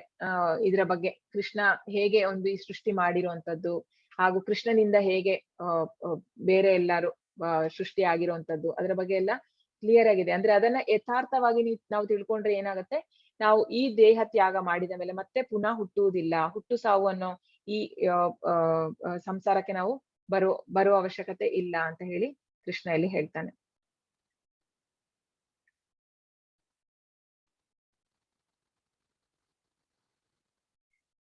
ಸೊ ಇದನ್ನ ಹಿಸ್ಟ್ರಿಯಲ್ಲಿ ಅಂದ್ರೆ ಯಾರಾದ್ರೂ ತಿಳ್ಕೊಂಡಿದಾರಾ, ಅಂದ್ರೆ ಯಾರಾದ್ರೂ ಕೃಷ್ಣನನ್ನ ಅರ್ಥ ಮಾಡ್ಕೊಂಡಿದಾರ? ಇತಿಹಾಸದಲ್ಲಿ ಬೇರೆ ಯಾರಾದ್ರೂ ಅರ್ಥ ಮಾಡ್ಕೊಂಡಿದಾರ? ವೀತರಾಗ ಭಯ ಕ್ರೋಧ ಮನ್ಮಯ ಮಾಮುಪಾಶ್ರಿತಾಃ ಬಹವೋ ಜ್ಞಾನ ತಪಸಾ ಪೂತ ಮದ್ಭಾವಮಾಗತಾಃ. ಭಯ, ರಾಗ ಕ್ರೋಧಗಳನ್ನು ತ್ಯಜಿಸಿ ಅನೇಕರು ಸಂಪೂರ್ಣವಾಗಿ ನನ್ನಲ್ಲಿಯೇ ಮನಸ್ಸುಳ್ಳವರಾಗಿ ನನ್ನಲ್ಲಿ ಆಶ್ರಯ ಪಡೆದಿದ್ದಾರೆ. ನನ್ನ ಜ್ಞಾನದಿಂದ ಪರಿಶುದ್ಧರಾಗಿದ್ದಾರೆ. ಹೀಗೆ ಅವರು ನನ್ನಲ್ಲಿ ದಿವ್ಯ ಪ್ರೇಮವನ್ನು ಪಡೆದಿದ್ದಾರೆ. ಸೊ ಯಾರು ಇದನ್ನೆಲ್ಲ ಅಂದ್ರೆ ಕೃಷ್ಣ ತುಂಬಾ ಕಡೆ ಹೇಳ್ತಾನೆ, ಈ ರಾಗ, ದ್ವೇಷ, ಕ್ರೋಧ ಇದೆಲ್ಲ ಇರೋರು ಕೃಷ್ಣನ ಹತ್ರ ಹೋಗಕ್ಕೆ ಸಾಧ್ಯ ಇಲ್ಲ.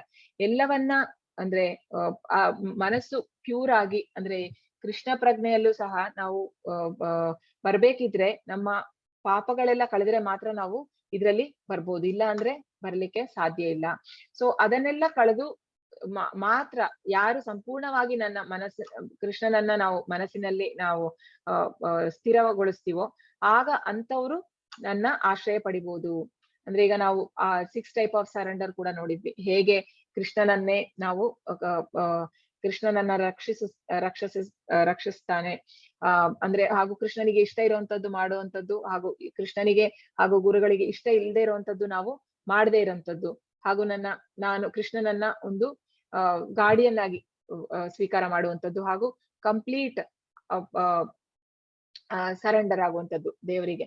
ಸೊ ಹಾಗೆ ಮತ್ತು ಕಂಪ್ಲೀಟ್ ಮತ್ತು ಹಾಗೂ ಹ್ಯೂಮಿಲಿಟಿ ಹಾಗೆ ವಿನಯತೆ ಇರ್ಬೇಕು. ಆ 6 ಷಡ್ವಿಧ ಶರಣಾಗತಿ ಅಂತ ಹೇಳ್ತಾರೆ. ಸೊ ಆ ಒಂದು ಶರಣಾಗತಿ ಇದ್ರೆ ಮಾತ್ರ ಕೃಷ್ಣ ನಮಗೆ ಅಂದ್ರೆ ಕಾಣಿಸ್ಕೊಳ್ಳುವಂಥದ್ದು. ಹೇಗೆ ಅಂತ ಹೇಳಿದ್ರೆ ಅಂದ್ರೆ ಈಗ ಕೃಷ್ಣ ಎಲ್ಲರಿಗೂ ಕಾಣಲ್ಲ. ಅಂದ್ರೆ ಈಗ ಪ್ರೇಮಾಂಜನ ಚುರಿತ ಭಕ್ತಿ ವಿಲೋಚನೇನ ಸಂತ ಸದೈವ ಹೃದಯೇಶು ವಿಲೋಕಯಂತಿ ಎಂ ಶ್ಯಾಮ ಸುಂದರ ಅಚಿಂತ್ಯ ಗುಣಸ್ವರೂಪಂ ಗೋವಿಂದಮಾದಿ ಪುರುಷಂ ತಮಹಂ ಭಜಾಮಿ.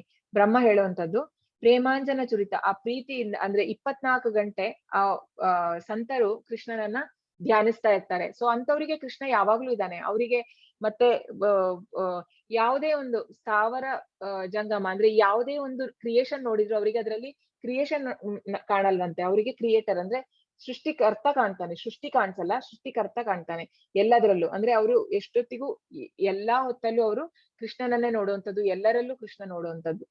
ಸೊ ಆ ಒಂದು ಇದು ಬರ್ಬೇಕಿದ್ರೆ ಅಂದ್ರೆ ತುಂಬಾ ಅಂದ್ರೆ ಬ್ರಹ್ಮಭೂತ ಸ್ಟೇಜ್ ಅಂದ್ರೆ ಅದಕ್ಕೆ ನಮಗೆಲ್ಲ ತುಂಬಾ ಕಷ್ಟ. ಅಂದ್ರೆ ನಾವಿನ್ನು ನಾನು ದೇಹ ಅಲ್ಲ ಆತ್ಮ ಅನ್ನೋದು ಅರ್ಥ ಮಾಡ್ಕೊಳ್ಳೋದೇ ನಮಗೆ ಕಷ್ಟ ಆಗ್ತಾ ಇದೆ. ಸೊ ಅದು ತುಂಬಾ ಹೈ ಲೆವೆಲ್. ಸೊ ಆ ಲೆವೆಲ್ಗೆ ಹೋಗ್ಬೇಕಿದ್ರೆ ತುಂಬಾ ನಾವು ತಪಸ್ಸು ಅಂದ್ರೆ ಅಟ್ಲೀಸ್ಟ್ ಅಂದ್ರೆ ಈಗ ಜಪ ಮಾಡುವಂಥದ್ದು ಏನು ಕೊಟ್ಟಿದ್ದಾರೆ ಅದನ್ನ ನಿಯಮಗಳನ್ನ ಅದನ್ನ ನಾವು ಪಾಲಿಸ್ಕೊಂಡ್ ಬರ್ಬೇಕಾಗತ್ತೆ. ಅಂದ್ರೆ ಈಗ 16 ರೌಂಡ್ ಜಪ ಮಾಡುವಂಥದ್ದು ಇರ್ಬೋದು, ಅಥವಾ ಮಂಗಳಾರತಿಗೆ ಅಟೆಂಡ್ ಮಾಡುವಂಥದ್ದು ಎವ್ರಿ ಡೇ. ಸೊ ಇದನ್ನೆಲ್ಲ ಮಾಡ್ಬೇಕಾಗತ್ತೆ. ಸೊ ಆಧ್ಯಾತ್ಮಿಕ ಗುರುಗಳನ್ನ ನಾವು ಗುರುಗಳನ್ನ ಸ್ವೀಕಾರ ಮಾಡ್ಬೇಕು. ಸೊ ಹೇಗೆ ನಾವೀಗ ಒಂದು ಯಾವುದೇ ಒಂದು ಅಥ್ಲೆಟ್ ಆಗ್ಲಿ ಸೊ ಈಗ ಮಿಲ್ಖಾ ಸಿಂಗಿಗೂ ಕೂಡ ಬೇಕಿತ್ತು ಅಂದ್ರೆ ಗುರುಗಳು, ಅಂದ್ರೆ ಅವನಿಗೊಬ್ಬ ಕೋಚ್ ಬೇಕು. ಸೊ ಅಂದ್ರೆ ಆತರ ಒಂದು ಸಣ್ಣ ಪುಟ್ಟ ಇದಕ್ಕೇನೆ ನಮಗೆ ಒಂದು ಕೋಚ್ ಅಂತ ಇರುವಾಗ ಈಗ ಈ ಆಧ್ಯಾತ್ಮಿಕ ವಿಷಯ ತಿಳ್ಕೊಬೇಕಾದ್ರೆ ನಮಗೆ ಗುರುಗಳು ಬೇಕು. ಸೊ ನಾವು ಅಂದ್ರೆ ಅವರು ಯಾರು ಸತ್ಯದರ್ಶಿ, ಅವರು ಯಾರು ಸತ್ಯವನ್ನ ನೋಡಿರ್ತಾರೆ, ಅವ್ರಿಗೆ ರಿಯಲೈಸೇಷನ್ ಆತ್ಮ ಸಾಕ್ಷಾತ್ಕಾರ ಆಗಿರುತ್ತೆ, ಅಂತಹ ಒಂದು ಗುರುಗಳ ಮಾರ್ಗದರ್ಶನದಲ್ಲಿ ನಾವು ಹೋಗ್ಬೇಕು. ಸೊ ಭಕ್ತಿಯಲ್ಲಿ ಹಂತಗಳು ಅಂದ್ರೆ ಯಾವುದೆಲ್ಲ ಶ್ರದ್ಧಾ, ಮೊದ್ಲಿಗೆ ನಾವು ಶ್ರದ್ಧೆ ಬೇಕು. ಶ್ರದ್ಧೆ ಅದಾದ್ಮೇಲೆ ಅಂದ್ರೆ ಈಗ ನಾವೆಲ್ಲ ಈಗ ಭಗವದ್ಗೀತೆ ಕಲಿಯಕ್ ಬಂದಿದೀವಿ ಅಂದ್ರೆ ಶ್ರದ್ಧೆ ಇರೋದ್ರಿಂದಲೇ ಬಂದಿರುವಂತದ್ದು. ಸೊ ಶ್ರದ್ಧಾ, ಸಾಧು ಸಂಘ ಅಂದ್ರೆ ಇದ್ರ ಭಕ್ತಿಯಲ್ಲಿ ಮುಂದೆ ಹೋಗ್ಬೇಕಿದ್ರೆ ನಮಗೆ ಸಪೋರ್ಟ್ ಬೇಕು. ಯಾವುದೇ ಒಂದು ಸಪೋರ್ಟ್ ಇಲ್ಲದೆ ನಾವು ಹೋಗಕ್ಕಾಗಲ್ಲ. ಸೊ ಸಾಧು ಸಂಘ ಅಂದ್ರೆ ಭಕ್ತರ ಸಂಘ. ಸೊ ಮತ್ತೆ ಭಜನ ಕ್ರಿಯಾ ಅಂತ ಹೇಳಿದ್ರೆ ನಾವು ಬೇರೆ ಬೇರೆ ಪುಸ್ತಕಗಳನ್ನ ಓದಿ ನಮ್ಮ ನಾಲೆಜ್ ನ ಇಂಪ್ರೂವ್ ಮಾಡ್ಕೊಳ್ಳುವಂಥದ್ದು, ಹಾಗೂ ಭಜನ ಕ್ರಿಯಾ ದೇವರ ಒಂದು ಧ್ಯಾನ ಮಾಡುವಂಥದ್ದು ಇರ್ಬೋದು, ಚಾಂಟಿಂಗ್ ಮಾಡುವಂಥದ್ದು, ಅದೆಲ್ಲ ಭಜನ ಕ್ರಿಯೆಯಲ್ಲಿ ಬರುವಂಥದ್ದು, ಕೀರ್ತನೆ ಮಾಡುವಂಥದ್ದು, ಇದೆಲ್ಲ ಭಜನ ಕ್ರಿಯೆ. ಅದೆಲ್ಲ ನಾವು ಮಾಡ್ಕೊಂಡು ಬಂದಾಗ ಏನಾಗುತ್ತೆ, 4ನೇ ಸ್ಟೇಜ್ ಅಲ್ಲಿ ನಮ್ದು ಅನರ್ಥ ನಿವೃತ್ತಿ ಅಂತ ಹೇಳಿದ್ರೆ ಕಾಮ, ಕ್ರೋಧ, ಲೋಭ, ಮದ, ಮಾತ್ಸರ್ಯ, ಮೋಹ ಇದೆಲ್ಲಾನು, ಹಾಗೂ ಬೇಡದೇ ಇರುವಂತದ್ದು, ಹಾಗೂ ನಮಗೆ ಅನ್ನೆಸರಿ ತುಂಬಾ ಲೈಫ್ ಅಲ್ಲಿ ನಮಗೆ ಅದು ಬೇಕು ಇದು ಬೇಕು ಅಂತ ಹೇಳಿ ನಮಗೆ ಒಂದು ಕ್ಲಾರಿಟಿ ಇಲ್ಲ ಲೈಫ್ ಅಲ್ಲಿ ಏನ್ ಬೇಕು ಏನ್ ಬೇಡ ಅಂತ. ಬಟ್ ಆದ್ರೆ ಅನರ್ಥ ನಿವೃತ್ತಿ ಅಂತ ಹೇಳಿದ್ರೆ ಅದೆಲ್ಲ ನಿವೃತ್ತಿ ಆಗುವಂಥದ್ದು, ಅದೆಲ್ಲ ಹೋಗುತ್ತೆ ನಮ್ಮ ಜೀವನದಲ್ಲಿ. ನಾವು ಇದನ್ನ ಅಳವಡಿಸ್ಕೊಂಡು ಬಂದಾಗ ನಮಗೆ ಗೊತ್ತಿಲ್ಲದೆ ಎಷ್ಟೋ ಚೇಂಜಸ್ ಆಗುತ್ತೆ ಲೈಫಲ್ಲಿ. ತುಂಬಾ ಜನಕ್ಕೆ ಈಗ ನಾನೇ ನೋಡಿರೋ ತರ ಜೊತೆಗೆ ಈಗ ನಮ್ ಜೊತೆನೆ ಸೇರಿರುವಂತವ್ರು ಇರ್ಬೋದು, ಅವರೆಲ್ಲ ಈಗ ಹೇಗೆ ಇದನ್ನ ಫಾಲೋ ಮಾಡ್ಕೊಂಡು ಬರುವಾಗ, ಅಂದ್ರೆ ಇದು ಒಂಥರ ಸೈಂಟಿಫಿಕ್ ಪ್ರೋಸೆಸ್ ತರ ಇದು. ಇದಾದ್ಮೇಲೆ ಇದು ಆಗ್ಲೇಬೇಕು. ಅಂದ್ರೆ ಹೇಗೆ ಅಂತ ಹೇಳಿದ್ರೆ ಈಗ ನಾವೊಂದು ಮೆಡಿಸಿನ್ ತಗೊಂಡ್ಮೇಲೆ ಅದು ವರ್ಕ್ ಆಗ್ಲೇಬೇಕು. ಸೊ ಅದೇ ತರ ಈ ಪ್ರೋಸೆಸ್ ಏನಿದೆ ಇದು ಅಷ್ಟು ಸೈಂಟಿಫಿಕ್ ಆಗಿ ಇದೆ. ಅದನ್ನ ಒಬ್ರು ಫಾಲೋ ಮಾಡಿದಾಗ ಅವರಿಗೆ ಆ ಚೇಂಜಸ್ ಖಂಡಿತ ಆಗೇ ಆಗತ್ತೆ. ಅಂದ್ರೆ ಆನೆಸ್ಟ್ ಆಗಿ ಮಾಡ್ಬೇಕಷ್ಟೇ ನಾವು ಅದನ್ನ. ಸೊ ಅನರ್ಥ ನಿವೃತ್ತಿ ಆದ್ಮೇಲೆ ನಿಷ್ಠ ಅಂತ ಹೇಳಿದ್ರೆ ನಾವು ಒಂದು ಡಿಸಿಪ್ಲಿನ್ ತರುವಂತದ್ದು. ನಾನೀಗ ನೀವೀಗ 16 ರೌಂಡ್ ಅಲ್ಲ, ಒಂದು 4 ರೌಂಡ್ ಅನ್ಕೊಳ್ಳೋಣ, ಅಥವಾ ಒಂದ್ ರೌಂಡ್ ಮಾಡ್ತೀನಿ ಅಂತ ನೀವು ಸಂಕಲ್ಪ ಮಾಡಿದ್ಮೇಲೆ ಅದನ್ನ ಬಿಡದೆ ಎವ್ರಿಡೇ ಮಾಡುವಂತದ್ದು. ರೀಸನ್ ಇಲ್ಲ, ಅಂದ್ರೆ ಕಾರಣ ಕೊಟ್ಟು ಏನೋ ಒಂದು ಬಿಡುವಂತದ್ದಲ್ಲ, ಎವ್ರಿಡೇ ನಾವು ಅದನ್ನ ಕಂಟಿನ್ಯೂ ಮಾಡುವಂತದ್ದು. ಸೊ ಆಗ ನಿಷ್ಠೆಯಿಂದ ಮಾಡುವಂತದ್ದು. ಹಾಗೂ ಬೇರೆ ಏನು ನಿಯಮಗಳು ಕೊಟ್ಟಿದ್ದಾರೆ ಗುರುಗಳು ಅದನ್ನ ನಾವು ಫಾಲೋ ಮಾಡುವಂತದ್ದು. ಸೊ ಅದು ನಿಷ್ಠೆ. ಅದಾದ್ಮೇಲೆ ನಿಷ್ಠೆ ಆದ್ಮೇಲೆ ರುಚಿ, ಅದ್ರಲ್ಲಿ ನಮಗೆ ಆಸಕ್ತಿ ಬರುತ್ತೆ. ಸೊ ಹೇಗೆ ನಮಗೆ ರುಚಿ ಅಂದಾಗ ಅದರಲ್ಲಿ ಒಂದು ಆಧ್ಯಾತ್ಮಿಕ ವಿಷಯಗಳಲ್ಲಿ ಆಸಕ್ತಿ, ಇನ್ನು ತಿಳಿಯೋಣ ಕೃಷ್ಣನ ಬಗ್ಗೆ. ಅಂದ್ರೆ ಹಾಗೆ ಅದು ಕೃಷ್ಣನ ಬಗ್ಗೆ ನಾವು ತಿಳಿತಾ ಅದಕ್ಕೆ ಎಂಡ್ ಇಲ್ಲ, ಇನ್ನು ತಿಳಿಯೋಣ ಅಂತ ನಮಗೆ ಇಷ್ಟ ಆಗುವಂತದ್ದು. ಸೊ ರುಚಿ ಸಿಗುತ್ತೆ. ರುಚಿ ಆದ್ಮೇಲೆ ಆಸಕ್ತಿ ಅಂದ್ರೆ ಅಟ್ಯಾಚ್ಮೆಂಟ್. ಈಗ ನಾವು ಬೇರೆ ವಿಷಯಗಳಲ್ಲಿ ಅಟ್ಯಾಚ್ ಆಗಿದೆ, ನಮ್ಮ ಇಂದ್ರಿಯ ತೃಪ್ತಿಯ ವಿಷಯಗಳಲ್ಲಿ ನಮ್ಮ ಮನಸ್ಸು ಅಟ್ಯಾಚ್ ಆಗಿದೆ. ಅದೇ ಮನಸ್ಸು ನಾವು ಯಾವಾಗ ಈ ತರ ಒಂದು ಡಿಸಿಪ್ಲಿನ್ ತರ್ತೀವಿ, ನಮ್ಮ ಮನಸ್ಸಿಗೆ ಆಧ್ಯಾತ್ಮಿಕ ವಿಷಯಗಳಲ್ಲಿ ಅಟ್ಯಾಚ್ಮೆಂಟ್ ಸ್ಟಾರ್ಟ್ ಆಗುತ್ತೆ. ಸೊ ಆಸಕ್ತಿ ಆದ ಮೇಲೆ ಭಾವ. ಈಗ ಭರತ್ ಮಹಾರಾಜು ಅವರು ಆಲ್ಮೋಸ್ಟ್ ಭಾವ ಸ್ಟೇಜ್ ಅಲ್ಲಿ ಇದ್ರು. ಭಾವ ಸ್ಟೇಜ್ ಅಲ್ಲಿಂದ ಅವರು ನೋಡಿದ್ವಿ ನಾವು ಹೇಗೆ ಅವರು ಅಂದ್ರೆ ಕಾಡಿಗೆ ಹೋಗಿ ತಪಸ್ಸು ಮಾಡುವಾಗ ಅವರಿಗೆ ಒಂದು ಜಿಂಕೆಯಿಂದಾಗಿ ಅವರು ಡಿಸ್ಟ್ರಾಕ್ಟ್ ಆದ್ರು. ಬಟ್ ಆದ್ರೆ ಆ ಭಾವ ಸ್ಟೇಜ್ ಅಲ್ಲಿ ಅದು ಹೈಯೆಸ್ಟ್, ಆಲ್ಮೋಸ್ಟ್ ಭಾವ ಆದ್ಮೇಲೆ ಪ್ರೇಮ, ಕೃಷ್ಣನ ನೆಕ್ಸ್ಟ್ ಪ್ರೇಮ ಸ್ಟೇಜ್. ಸೊ ಇಷ್ಟು ಒಟ್ಟು 9 ಸ್ಟೇಜಸ್ ಇದೆ ಭಕ್ತಿಯ ಹಂತಗಳು. ಸೊ ಯಾರೆಲ್ಲ ಅರ್ಥ ಮಾಡ್ಕೊಂಡಿದ್ದಾರೆ ಕೃಷ್ಣನನ್ನ ಅಂತ ಹೇಳಿದ್ರೆ, ಇದು ಭಾಗವತಂ ಅಲ್ಲಿ 6ನೇ ಸ್ಕಂದದಲ್ಲಿ 3ನೇ ಚಾಪ್ಟರ್ 20-21 ಶ್ಲೋಕದಲ್ಲಿ ಬರುವಂತದ್ದು. ಸ್ವಯಂಭೂ ನಾರದ ಶಂಭು ಕುಮಾರೌ ಕಪಿಲೋ ಮನು ಪ್ರಹ್ಲಾದ ಜನಕೋ ಭೀಷ್ಮೋ ಬಲಿರ್ವಯ ಸಖೀರ್ವಯಂ. ಅಂದ್ರೆ ಬ್ರಹ್ಮ ಹಾಗೂ ಶಂಭು ಈಶ್ವರ, ಶುಕ ಮುನಿ, ಪ್ರಹ್ಲಾದ್ ಮಹಾರಾಜ್, ನಾರದ, ಜನಕ, ಕುಮಾರಾಸ್ 4 ಕುಮಾರಾಸ್ 4 ಕುಮಾರರು, ಕಪಿಲ ಮುನಿ ದೇವಾಹುತಿ ಹಾಗೂ ಕರ್ದಭ ಮುನಿಯ ಮಗ. ಸೊ ಅವರು ಕೃಷ್ಣನ ಇನ್ಕಾರ್ನೇಷನ್ ಕಪಿಲ ಮುನಿ. ಅವರು ಸಾಂಖ್ಯ ಯೋಗದ ಬಗ್ಗೆ ಹೇಳ್ಕೊಟ್ರು.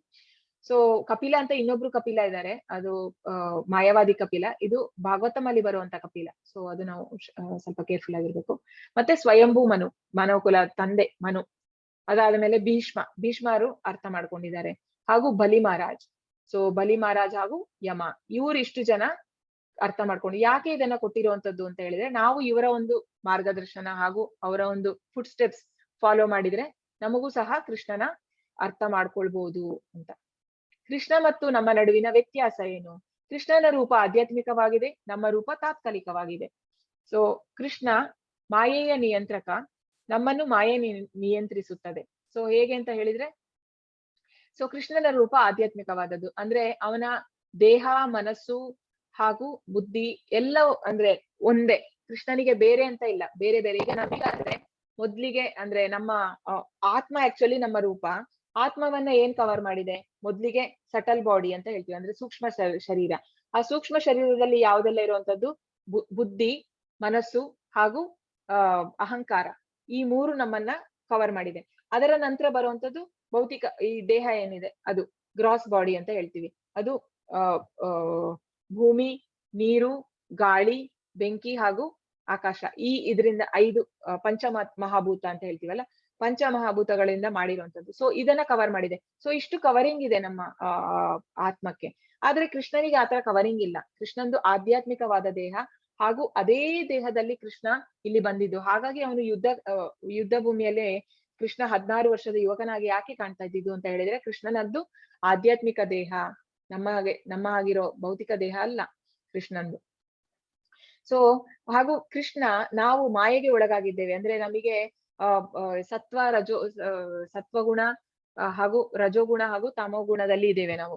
ನಮ್ಮನ್ನ ಮಾಯೆ ಆಟಾಡಿಸುವಂತದ್ದು, ನಾವು ಕೈಗೊಂಬೆ ಆಗಿದ್ದೇವೆ ಮಾಯೆಗೆ. ಆದರೆ ಕೃಷ್ಣನೇ ಅದನ್ನ ಕ್ರಿಯೇಟ್ ಮಾಡಿರುವಂತದ್ದು, ಅಂದ್ರೆ ಕೃಷ್ಣನೇ ಸೃಷ್ಟಿ ಮಾಡಿರುವಂತದ್ದು.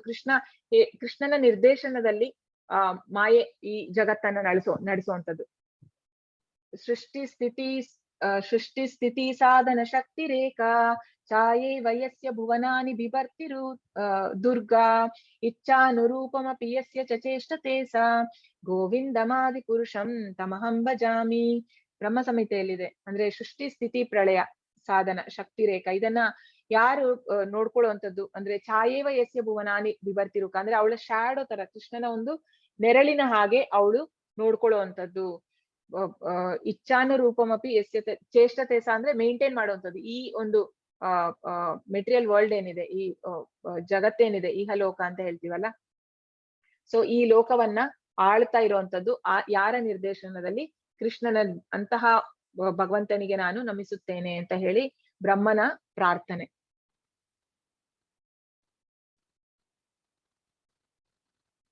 ಹಾಗೂ ಕೃಷ್ಣ ಹೇಳ್ತಾನೆ ಇನ್ನೊಂದ್ ಕಡೆ ಭಗವದ್ಗೀತೆಯಲ್ಲಿ, ಮಯಾಧ್ಯಕ್ಷೇಣ ಪ್ರಕೃತಿ ಸೂಯತೆ ಸಚರಾಚರಂ ಹೇತುನಾನೇನ ಕೌಂತೆಯ ಜಗತ್ ವಿಪರಿವರ್ತತೆ.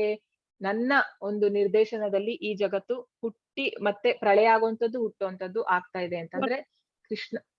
ಹರೇ ಕೃಷ್ಣ ಮಾತಾಜಿ. ಹಾ, ಈಗ ಎಸ್ ಮಾತಾಜಿ.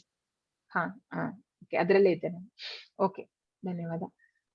ಸೊ ಅಲ್ಲಿ ಕೃಷ್ಣ ಹೇಳುವಂಥದ್ದು ಮಾಯೆ ಕೃಷ್ಣನ ಅಂಡರ್ ಇರುವಂತದ್ದು ಅಂತ ಸುಮಾರು ಕಡೆ ಇದೆ. ದೇವಿ ಹೇಷಾ ಗುಣಮಯಿ, ಇನ್ನೊಂದ್ ಕಡೆ ಕೃಷ್ಣ ಹೇಳುವಂಥದ್ದು ದೇವಿ ಹೇಷಾ ಗುಣಮಯಿ ಮಮ ಮಾಯಾ ದುರತ್ಯಯ ಮಾಮೇವ ಯೇ ಪ್ರಪದ್ಯಂತೆ ಮಾಯಾ ಮೇತಾಂ ತರಂತಿತೆ. ಅಂದ್ರೆ ಈ ದೇವಿ ಹೇಳುವಂಥದ್ದು ಇದನ್ನ ದಾಟುವಂಥದ್ದು ತುಂಬಾ ಕಷ್ಟ. ಅಂದ್ರೆ ಈ ಒಂದು ಸಂಸಾರದಿಂದ ಹೊರಗಡೆ ಬರುವಂತದ್ದು ತುಂಬಾ ಕಷ್ಟ. ಆದ್ರೆ ನನ್ನ ಯಾರು ನನ್ನ ಶರಣ ಯಾರಾಗ್ತಾರೋ, ನನಗೆ ಯಾರು ಶರಣಾಗ್ತಾರೋ ಅವರು ತುಂಬಾ ಸುಲಭವಾಗಿ ಇದರಿಂದ ಹೊರಗಡೆ ಬರ್ಬೋದು ಅಂತ ಕೃಷ್ಣ ಹೇಳುವಂಥದ್ದು. ಸೊ ಯೇ ಯಥಾ ಮಾಂ ಪ್ರಪದ್ಯಂತೆ ತಾಂಸ್ತತೈವ ಭಜಾಮ್ಯಹಂ ಮಮ ವರ್ತ್ಮಾನು ವರ್ತಂತೆ ಮನುಷ್ಯ ಪಾರ್ಥ ಸರ್ವಶಃ. ಯಾರು ನನಗೆ ಹೇಗೆ ಶರಣಾಗುತ್ತಾರೋ ಹಾಗೆ ನಾನು ಅವರಿಗೆ ಅನುಗ್ರಹಿಸುತ್ತೇನೆ. ಪಾರ್ಥನೆ, ಎಲ್ಲರೂ ಎಲ್ಲ ರೀತಿಯಲ್ಲಿ ನನ್ನ ಮಾರ್ಗವನ್ನೇ ಅನುಸರಿಸುತ್ತಾರೆ. ಸೊ ಕೃಷ್ಣ ಯಾವ ತರ ನಮ್ಮ ಸರೆಂಡರ್ ಇರುತ್ತೆ ಅದೇ ತರ ಕೃಷ್ಣ ನಮಗೆ ರೆಸಿಪ್ರೊಕೇಟ್ ಮಾಡುವಂತದ್ದು. ಸೊ ಇಲ್ಲಿ ನಾವು ನೋಡ್ಬೋದು, ಅಂದ್ರೆ ಈಗ ಇಲ್ಲಿ ಶಾಂತರಸದಲ್ಲಿ ಒಂದು ಹಸು ಅವನನ್ನ ಸೇವೆ ಮಾಡುವಂತದ್ದು. ಸೊ ಕೃಷ್ಣನು ಹಾಗೂ ಅದಕ್ಕೆ ಅದೇ ತರ ರೆಸಿಪ್ರಿಕೇಟ್ ಮಾಡುವಂತದ್ದು. ಹಾಗೂ ಗೋಪಾಲ ಬಾಲಕರ ಜೊತೆ ಕೃಷ್ಣ ಅವರ ಒಂದು ಗೆಳೆಯರಾಗಿ ಇರ್ತಾನೆ. ಹಾಗೂ ಇಲ್ಲಿ ಬಲರಾಮ ಅವನ ಕಾಲು ಒತ್ತುವಂಥದ್ದು. ಸೊ ಅವನು ಸಹ ಈಗ ಬಲರಾಮನಿಗೆ ಸುಸ್ತಾದ್ರೆ ಅವನು ಸಹ ಅವನಿಗೆ ಕಾಲು ಒತ್ತುವಂಥದ್ದು. ಅಂದ್ರೆ ಈಗ ತುಂಬಾ ಜನ ಯಾಕೆ ಕೃಷ್ಣ ಅಂದ್ರೆ ಕೃಷ್ಣ ಎಲ್ಲರಿಗೂ ಈಕ್ವಲ್ ಅಂತ ಹೇಳ್ತಾನೆ. ಅಂದ್ರೆ ನನಗೆ ಎಲ್ಲರೂ ಮಕ್ಕಳೇ, ನಾನು ಎಲ್ಲರಿಗೂ ಈಕ್ವಲ್. ನಾಮೇ ದ್ವೇಷೋಸ್ತಿ ನಾ ಪ್ರಿಯ ಅಹಂ ನಾನು ಎಲ್ಲರಿಗೂ ಸಮ ಅಂತ ಹೇಳಿ ಕೃಷ್ಣ ಹೇಳ್ತಾನೆ. ಸಮೋಹಂ ಸರ್ವಭೂತೇಶು ನಾಮೇ ದ್ವೇಷೋಸ್ತಿ ನಾ ಪ್ರಿಯ, ನಾನು ಎಲ್ಲರಿಗೂ ಈಕ್ವಲ್. ಆದ್ರೆ ಯಾರು ನನ್ನ ಶರಣಾಗ್ತಾರೆ, ನಾನು ಅವರಿಗೆ ಯಾವ ರೀತಿ ಸರೆಂಡರ್ ಇದೆ, ನಮ್ಮ ಡಿಗ್ರಿ ಎಷ್ಟು ಮಟ್ಟಿಗೆ ನಾವು ಸರೆಂಡರ್ ಆಗ್ತೀವಿ ಅಷ್ಟೇ ಕೃಷ್ಣ ನಮಗೆ ರೆಸಿಪ್ರಿಕೇಟ್ ಮಾಡ್ತಾನೆ ಅಂತ. ಸೊ ಇನ್ನು ಜನರು ದೇವತೆಗಳನ್ನು ಏಕೆ ಪೂಜಿಸುತ್ತಾರೆ? ಸೊ ದೇವತೆಗಳನ್ನ ಯಾಕೆ ಪೂಜಿಸುತ್ತಾರೆ ಅನ್ನೋ ಪ್ರಶ್ನೆಗೆ ಇಲ್ಲಿ ಉತ್ತರ. ಕಾಂಕ್ಷತ ಕರ್ಮಣ ಸಿದ್ಧಿಂ ಯಜಂತ ಇಹ ದೇವತಾಃ ಕ್ಷಿಪ್ರಂ ಹಿ ಮಾನುಷೇ ಲೋಕೆ ಸಿದ್ಧಿರ್ಭವತಿ ಕರ್ಮಜ. ಈ ಜಗತ್ತಿನಲ್ಲಿ ಜನರು ಫಲಾಪೇಕ್ಷಿತ ಕರ್ಮಗಳನ್ನು ಸಿದ್ಧಿಯನ್ನು ಬಯಸುತ್ತಾರೆ, ಆದುದರಿಂದ ದೇವತೆಗಳನ್ನು ಪೂಜಿಸುತ್ತಾರೆ. ಈ ಜಗತ್ತಿನಲ್ಲಿ ಫಲಾಪೇಕ್ಷಿತ ಕರ್ಮ ಜನರು ಶೀಘ್ರವಾಗಿ ಸಿದ್ಧಿಯನ್ನು ಪಡೆಯುತ್ತಾರೆ. ಅಂದ್ರೆ ಕೃಷ್ಣ ಹೇಳುವಂತದ್ದು ಇಲ್ಲಿ ಅಂದ್ರೆ ನಾವು ಬೇರೆ ಬೇರೆ ಅಂದ್ರೆ ಕೆಲವರು ಸ್ವರ್ಗಕ್ಕೆ ಹೋಗ್ಬೇಕು ಅಂತ ಇರ್ಬೋದು, ಅದಕ್ಕೆ ಅಂತಾನೆ ಪೂಜೆ ಮಾಡೋರು ಇರ್ಬೋದು. ಅಥವಾ ಅಂದ್ರೆ ನಾನು ತುಂಬಾ ಶ್ರೀಮಂತ ಆಗ್ಬೇಕು ಅಂತ ಹೇಳಿ ಕೆಲವೊಂದು ಬೇರೆ ದೇವರನ್ನ ಪೂಜೆ ಮಾಡುವಂತದ್ದು, ಶಕ್ತಿಗೋಸ್ಕರ ಅಥವಾ ಒಳ್ಳೆ ಹುಡುಗ ಅಂದ್ರೆ ಗಂಡಾಗಿ ಸಿಗ್ಲಿ ಅಥವಾ ಒಂದು ಒಳ್ಳೆ ಹುಡುಗಿ ಒಂದು ಹೆಂಡತಿಯಾಗಿ ಸಿಗ್ಲಿ ಅಂತ ಹೇಳಿ ಹಾಗೆಲ್ಲ ಬೇರೆ ಬೇರೆ ದೇವರನ್ನ ಪೂಜೆ ಮಾಡುವಂತದ್ದು. ದೇವರು ಯಾಕೆ ಪೂಜೆ ಮಾಡ್ತಾರೆ ಅಂದ್ರೆ ಅವರಿಗೆ ಬೇರೆ ಬೇರೆ ಆಸೆಗಳಿರುವಂತದ್ದು. ಆದ್ರೆ ಅದೆಲ್ಲ ಕ್ಷಣಿಕವಾದದ್ದು. ಕೃಷ್ಣ ಹೇಳುವಂತದ್ದು ಅವರಿಗೆ ಆದ್ರೆ ಈ ಲೋಕದಲ್ಲಿ ಬೇಗನೆ ಸಿಗುವಂತದ್ದು. ಆದ್ರೆ ಅದನ್ನ ಕೊಡುವಂತದ್ದು ಯಾರು? ಅಲ್ಟಿಮೇಟ್ಲಿ ಕೃಷ್ಣನೇ. ಯಾಕಂದ್ರೆ ಕೃಷ್ಣ ಪರಮಾತ್ಮ ಆಗಿ ದೇವತೆಗಳ ಹೃದಯಗಳಲ್ಲೂ ಇದ್ದಾನೆ. ಸೊ ಕೃಷ್ಣ ಅಲ್ಟಿಮೇಟ್ ಆಗಿ ಸ್ಯಾಂಕ್ಷನ್ ಮಾಡುವಂತದ್ದು ಕೃಷ್ಣನೇ ಅವರಿಗೂ. ಅಂದ್ರೆ ಹಾಗಾಗಿ ಸೊ ಅಂದ್ರೆ ಇದು ಕ್ಷಣಿಕವಾಗಿರುವಂತದ್ದು. ಈ ಜೀವ ಹೋದ್ಮೇಲೆ ಅದು ಅಲ್ಲಿಗೆ ಮುಗೀತದು. ಅಂದ್ರೆ ನಾವು ಇನ್ನೊಂದು ಜನ್ಮ ತಗೊಳ್ಳುವಾಗ ಇಲ್ಲಿ ನಾವೇನು ಸಂಪಾದನೆ ಮಾಡಿದ್ವಿ ಅದು ಮುಂದಿನ ಜನ್ಮದಲ್ಲಿ ಇರಲ್ಲ ನಮ್ಮ ಹತ್ರ. ಸೊ ಹಾಗಾಗಿ ಇಲ್ಲಿ ಕೃಷ್ಣ ಹೇಳುವಂತದ್ದು ಆ ಫಲಾಪೇಕ್ಷಿತ ಕರ್ಮಗಳ ಸಿದ್ಧಿಗೋಸ್ಕರ ದೇವತೆಗಳನ್ನ ಹೋಗ್ತಾರೆ ಅಂತ.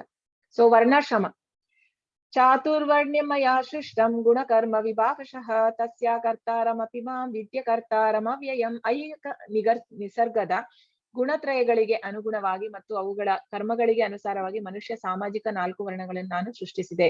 ಈ ವ್ಯವಸ್ಥೆಯನ್ನು ನಾನು ಸೃಷ್ಟಿಸಿದ್ದರೂ ನಾನು ಬದಲಾವಣೆ ಇಲ್ಲದವನು, ಅವ್ಯಯನು, ಆದುದರಿಂದ ನಾನು ಕರ್ತಾರನಲ್ಲ ಎಂದು ತಿಳಿ.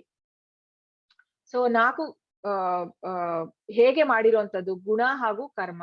ಈಗ ಮನುಷ್ಯನ ಗುಣ ಎಲ್ಲರದ್ದು ಬೇರೆ ಬೇರೆ ಗುಣಗಳಿದೆ. ಅದು ಹೇಗೆ ಅಂದ್ರೆ ಈ 3 ಗುಣಗಳೇನಿದೆ ಸತ್ವ ರಾಜಸ ತಮಸ್ಸು, ಈ 3 ಮಿಕ್ಸ್ಚರ್. ಅಂದ್ರೆ ಒಬ್ಬೊಬ್ಬರಿಗೆ ಒಂದೊಂದು, ಕೆಲವರಿಗೆ ಸತ್ವಗುಣ ಜಾಸ್ತಿ ಇರುವಂತದ್ದು, ಕೆಲವರಿಗೆ ರಜೋಗುಣ ಹೆಚ್ಚಿರುವಂತದ್ದು, ಬೇರೆ ಕಮ್ಮಿ, ಹಾಗೆ ಇದರಲ್ಲಿ ಮಿಕ್ಸ್ಚರ್. ಈಗ ಸತ್ವಗುಣದಲ್ಲಿ ಇರೋನು ಬ್ರಾಹ್ಮಣ. ಯಾರು ಸತ್ವಗುಣ, ಅದರಲ್ಲಿ ಯಾವ ಜಾತಿ ಇಲ್ಲ. ನಾವು ಮಾಡಿರುವಂತದ್ದು ಜಾತಿ. ಆಕ್ಚುಲಿ ಈಗ ಶಾಸ್ತ್ರದಲ್ಲಿ ಕೃಷ್ಣ ಹೇಳೋ ತರ ಸತ್ವಗುಣದಲ್ಲಿ ಯಾರಿರ್ತಾನೆ ಅವನು ಯಾವುದೇ ಧರ್ಮಕ್ಕೆ ಸೇರಿರೋನಿರ್ಬೋದು. ಒಬ್ಬ ಕೀಳು ಜಾತಿಯಲ್ಲಿ ಹುಟ್ಟಿದ್ದು ಅಂತ ಈಗ ನಾವು ಹೇಳೋ ಮಟ್ಟಿಗೆ ಕೀಳು ಜಾತಿ ಅಂತ ಹೇಳ್ಬೋದು. ಆದ್ರೆ ಅವನಿಗೆಲ್ಲ ಬ್ರಾಹ್ಮಿನಿಕಲ್ ಕ್ವಾಲಿಟಿ ಇದ್ರೆ, ಸೊ ಬ್ರಾಹ್ಮಣ ನ ಕ್ವಾಲಿಟಿ ಇದ್ದರೆ ಅವನು ಬ್ರಾಹ್ಮಣ.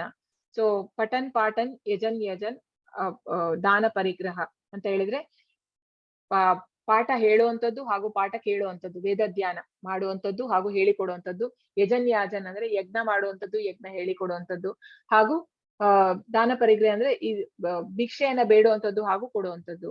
ಸೊ ಈ ಕಾರ್ಯಗಳಲ್ಲಿ ಇದ್ರೆ ಹಾಗೂ ನಾವು ಈಗ ನೋಡ್ಬೋದು, ಜ್ಞಾನದಲ್ಲಿ ಯಾರಿಗೆ ತುಂಬಾ ಇಂಟ್ರೆಸ್ಟ್ ಇರುತ್ತೆ ತಿಳ್ಕೊಳ್ಳುವಂಥದ್ದು, ಅದು ಈ ಸ್ಪಿರಿಚುವಲ್ ಆಧ್ಯಾತ್ಮಿಕ ಜ್ಞಾನ, ಅವನು ಬ್ರಾಹ್ಮಣ ಅಂತ ಹೇಳ್ಬೋದು. ಹಾಗೂ ಕ್ಷತ್ರಿಯ. ಸೊ ಬ್ರಾಹ್ಮಣನಲ್ಲಿ ಒಟ್ಟು 9 ಕ್ವಾಲಿಟೀಸ್. ಇದು ನಾವು ಮುಂದಿನ ಥಿಂಕ್ 18ನೇ ಚಾಪ್ಟರ್ ಬರುತ್ತದೆ ಯಾವ್ಯಾವ ಗುಣಗಳು ಅಂತ ಹೇಳಿ. ಸೊ ಅವನು ಬ್ರಾಹ್ಮಣ. ಸೊ ಕ್ಷತ್ರಿಯನಿಗೆ 7 ಕ್ವಾಲಿಟೀಸ್ ಇರುತ್ತೆ. ಸೊ ಅಡ್ಮಿನಿಸ್ಟ್ರೇಷನ್ ಎಲ್ಲ ಮಾಡಕ್ಕೆ ಇಷ್ಟಪಡೋರು ಅಂದ್ರೆ ಅಂತವ್ರು ಕ್ಷತ್ರಿಯ ಕ್ವಾಲಿಟೀಸ್. ಹಾಗೂ ವೈಶ್ಯ ಅಂದ್ರೆ ಗೋರಕ್ಷಣೆ ಮಾಡುವಂಥದ್ದು, ಹಾಗೂ ಮರ್ಚೆಂಟೈಲ್ ಅಂದ್ರೆ ಇದು ಮಾರಾಟ ಮಾಡುವಂಥದ್ದು, ಈ ತರದ್ರಲ್ಲಿ ತೊಡಗಿರುವಂತವ್ರು ವೈಶ್ಯಾಸ್ ಅಂತ ಹೇಳ್ತೀವಿ, ವೈಶ್ಯರು ಅಂತ. ಸೊ ವೈಶ್ಯ ಹಾಗೂ ಶೂದ್ರ ಅಂತ ಹೇಳಿದ್ರೆ ಈ 3 ಇವರಿಗೆ ಅವನು ಸಹಾಯ ಮಾಡುವಂಥದ್ದು ಶೂದ್ರ. ಅವನಿಗೆ ಜಸ್ಟ್ 1 ಕ್ವಾಲಿಟಿ. ಇವನಿಗೆ ವೈಶ್ಯನಿಗೆ 3, ಇವನಿಗೆ 7 ಹಾಗೂ ಇವನಿಗೆ 9. ಆದ್ರೆ ಇದನ್ನೆಲ್ಲ ನಾನೇ ಮಾಡಿರೋದಾದ್ರೆ ನನಗೆ ಯಾವುದು ಕರ್ಮ ಇಲ್ಲ, ನಾನು ಇದರಿಂದ ಹೊರಗಡೆ ಅಂತ. ಕೃಷ್ಣ ಇಲ್ಲ ಇದ್ರಲ್ಲಿ, ಕೃಷ್ಣನಿಗೆ ಯಾವ ಕರ್ಮವು ಮುಟ್ಟಲ್ಲ. ಸೊ ನಾಮಾಂ ಕರ್ಮಾಣಿ ಲಿಂಪಂತೆ ನಾಮೇ ಕರ್ಮ ಫಲೇ ಸ್ಪೃಹ ಇತಿ ಮಾಂ ಯೋಬಿಜಾನಾತಿ ಕರ್ಮ ನಿರ್ಭಿರ್ನ ಸಬದ್ಯತೆ. ಯಾವ ಕರ್ಮವೂ ನನ್ನನ್ನು ಅಂಟುವುದಿಲ್ಲ, ನಾನು ಯಾವುದೇ ಕರ್ಮ ಫಲವನ್ನು ಬಯಸುವುದಿಲ್ಲ. ನನ್ನ ವಿಷಯದಲ್ಲಿ ಈ ಸತ್ಯವನ್ನು ಯಾರು ಅರ್ಥ ಮಾಡಿಕೊಳ್ಳುವರೋ ಅವರಿಗೂ ಫಲಾಪೇಕ್ಷೆಯ ಕರ್ಮ ಬಂಧನವಿಲ್ಲ. ಸೊ ಫಲಾಪೇಕ್ಷೆಯ ಕರ್ಮ ಅಂತ ಹೇಳಿದ್ರೆ ಫ್ರೂಟಿವ್ ಆಕ್ಟಿವಿಟೀಸ್ ಅಂತ ಹೇಳಿ, ಇದು ನಾಳೆದ್ರಲ್ಲಿ ಡೀಟೇಲ್ ಆಗಿ ಬರುತ್ತೆ ಇದು ಹೇಗೆ ಅಂತ ಹೇಳಿ. ಅಂದ್ರೆ ನಾವು ಯಾವುದೇ ಒಂದು ಒಳ್ಳೆ ಕೆಲಸ ಅಂತ ಹೇಳ್ತೀವಿ, ಒಳ್ಳೆ ಕೆಲಸ ಮಾಡೋದ್ರಿಂದ ಅಥವಾ ಯಾವುದೇ ಒಂದು ಫಲಕ್ಕೋಸ್ಕರ ನಮಗೆ ಒಂದು ರಿಟರ್ನ್ ಏನೋ ಬೇಕು, ಅದಕ್ಕೋಸ್ಕರ ಒಂದು ಪೂಜೆ ಮಾಡುವಂಥದ್ದು, ಕೆಲವರು ಹರಿಕೆ ತಗೊಳ್ಳುವಂಥದ್ದು, ಅಂದ್ರೆ ಯಾವುದೋ ಒಂದು ಅಪೇಕ್ಷೆ ಇರುತ್ತೆ ಅದರಿಂದ. ಸೊ ಅದಕ್ಕೆ ಅದರಿಂದ ಏನಾಗುತ್ತೆ ಕರ್ಮ ಬಂಧನ. ಅದು ಅಂದ್ರೆ ನಾವು ಒಳ್ಳೆ ಕೆಲಸ ಮಾಡಿದ್ರು ಕೂಡ ಪುಣ್ಯ ಬರುತ್ತೆ, ಬಟ್ ಕೆಟ್ಟ ಕೆಲಸ ಮಾಡಿದ್ರೆ ಪಾಪ ಬರುತ್ತೆ ಹಾಗೆ. ಸೊ ಅದೆರಡೂನು ಬಂಧನಕ್ಕೆ ದಾರಿ. ಸೊ ಇಲ್ಲಿ ಕೃಷ್ಣ ಹೇಳುವಂಥದ್ದು ಯಾವುದೇ ಒಂದು ನನ್ನನ್ನ ಯಾರು ನಾನು ಯಾವ್ದಕ್ಕೂ, ಅಂದ್ರೆ ಇಲ್ಲಿ ಕೃಷ್ಣ ಅವನ ಗೆಳೆಯನಿಗೆ ಕಾಲ್ ತೊಳೆಯುವಂಥದ್ದು, ಸುಧಾಮಾನಿಗೆ ಕಾಲ್ ತೊಳಿತಾನೆ. ಇಲ್ಲಿ ಅವನು ಯುದ್ಧ ಭೂಮಿಯಲ್ಲಿ ಅವನು ಇದು ಅವನ ಆಕ್ಚುಲಿ ಅವನು ಸಾರಥಿ ಆಗಿದ್ದಾಗ ಅವನು ತೆಗೆಯುವಾಗಿಲ್ಲ. ಆದ್ರೆ ಅವನು ಯಾವಾಗ ಅರ್ಜುನನಿಗೆ ಅವನ ಒಂದು ಭಕ್ತನಿಗೆ ತೊಂದರೆ ಆಯ್ತು, ಆಗ ಅವನು ಆ ಚಕ್ರವನ್ನ ತೆಗಿತಾನೆ, ರಥದ ಚಕ್ರನ. ಅಂದ್ರೆ ಆದ್ರೂ ಅವನಿಗೆ ಯಾವ್ದು ಪಾಪ ಅಂಟಲ್ಲ. ಯಾಕಂತ ಹೇಳಿದ್ರೆ ಕೃಷ್ಣನಿಗೆ ಯಾವುದೇ ಒಂದು ಈ ನಮ್ಮ ರೂಲ್ಸ್ ಏನಿದೆ ಇದು ಬರೀ ನಮಗಿರುವಂತದ್ದು, ಕೃಷ್ಣನಿಗಲ್ಲ. ಈಗ ಹೇಗೆ ಅಂದ್ರೆ ಒಂದು ಜೈಲಲ್ಲಿ ರೂಲ್ಸ್ ಇರುವಂತದ್ದು ಕೃಷ್ಣನಿಗೆ, ಯಾರಿಗೆ ಕ್ರಿಮಿನಲ್ಸಿಗೆ, ಬಟ್ ಅದಕ್ಕೆ ಮಾಡಿರುವಂತ ಅಂದ್ರೆ ಯಾರು ಅದರ ಓನರ್ ಇದ್ದಾನೆ, ಆ ಜೈಲರ್, ಅವನಿಗೆ ಬರಲ್ಲ ಅದೆಲ್ಲ ರೂಲ್ಸ್. ಅದೇ ತರ ಕೃಷ್ಣನಿಗೆ ಯಾವುದೇ ಒಂದು ರೂಲ್ಸ್ ಇಲ್ಲ. ಸೊ ಇಲ್ಲಿ ಗೋರಕ್ಷಣೆ ಮಾಡುವಂತದ್ದು ಇರ್ಬೋದು, ಗೋಗಳನ್ನ ರಕ್ಷಣೆ ಮಾಡುವಂತದ್ದು ಕೃಷ್ಣ. ಅಂದ್ರೆ ವೈಶ್ಯ ಆಗಿದ್ದ ಇಲ್ಲಿ. ಸೊ ಹಾಗೆ ಬೇರೆ ಬೇರೆ ಸೊ ಎಲ್ಲಾ ಧರ್ಮದ ಕೆಲಸವನ್ನು ಮಾಡಿದ್ದಾನೆ. ಇಲ್ಲಿ ಗೀತೆ ಜ್ಞಾನ ಕೊಡುವಂತದ್ದು ಇರ್ಬೋದು. ಸೊ ಎಲ್ಲ ಮಾಡಿದ್ರು ಸಹ ಕೃಷ್ಣನಿಗೆ ಯಾವುದು ಅಂಟಲ್ಲ ಅಂತ ಹೇಳಿ. ಕರ್ಮಣೋ ಹ್ಯಪಿ ಬೋಧವ್ಯಂ ಚ ವಿಕರ್ಮಣಃ ಅಕರ್ಮಣಶ್ಚ ಬೋಧವ್ಯಂ ಗಹನ ಅಕರ್ಮಣೋ ಗತಿ. ಕರ್ಮದ ಜಟಿಲತೆಗಳನ್ನು ಅರ್ಥ ಮಾಡಿಕೊಳ್ಳುವುದು ಬಹಳ ಕಷ್ಟ. ಆದುದರಿಂದ ಮನುಷ್ಯನು ಕರ್ಮವು ಯಾವುದು, ವಿಕರ್ಮವು ನಿಷಿದ್ಧ ಕರ್ಮ ಯಾವುದು, ಅಕರ್ಮವು ಯಾವುದು ಎನ್ನುವುದು ಸರಿಯಾಗಿ ತಿಳಿದುಕೊಳ್ಳಬೇಕು. ಸೊ ಅಂತ ಹೇಳಿದ್ರೆ ಇಲ್ಲಿ ನಿನ್ನೆ ನಾವು ನೋಡಿದ್ವಿ ಸಕಾಮ ಕರ್ಮ ಮತ್ತು ನಿಷ್ಕಾಮ ಕರ್ಮ ಅಂತ. ಸಕಾಮ ಅಂತ ಹೇಳಿದ್ರೆ ಸ್ವಲ್ಪ ಸ್ವಲ್ಪ ದೇವರಿಗೆ ಕೊಡ್ತಾ ಬರುವಂತದ್ದು. ಆಮೇಲೆ ನಿಷ್ಕಾಮ ಅಂದ್ರೆ ಯಾವುದೇ ಒಂದು ಫಲಾಪೇಕ್ಷೆ ಇಲ್ಲದೆ ದೇವರ ಒಂದು ಇದರಲ್ಲಿ ತೊಡಗಿರುವಂತದ್ದು. ಸೊ ಇಲ್ಲಿ ಹೇಳುವಂತದ್ದು ವಿಕರ್ಮ ಹಾಗೂ ಅಕರ್ಮದ ಬಗ್ಗೆ ಹೇಳ್ತಾನೆ ಕೃಷ್ಣ. ಸೊ ವಿಕರ್ಮ ಅಂತ ಹೇಳಿದ್ರೆ ಕೃಷ್ಣ ಅಂದ್ರೆ ಧರ್ಮ ಗ್ರಂಥಗಳಲ್ಲಿ ಕೊಟ್ಟಿರೋದನ್ನ ಉಲ್ಲಂಘನೆ ಮಾಡಿ ನಡ್ಕೊಳ್ಳುವಂಥದ್ದು, ಅದು ವಿಕರ್ಮ. ಹಾಗೂ ಇನ್ನೊಂದು ಅಕರ್ಮ ಅಂತ ಹೇಳಿದ್ರೆ ದೇವರ ಒಂದು ಅಂದ್ರೆ ಭಕ್ತರಾಗಿ ಅಂದ್ರೆ ದೇವರ ಕಾರ್ಯಗಳೆಲ್ಲ ತೊಡಗಿರ್ತಾರೆ, ಅದು ಅಕರ್ಮ ಆಗುವಂಥದ್ದು, ಕೃಷ್ಣನ ಕೆಲಸ ಮಾಡುವಂಥದ್ದು.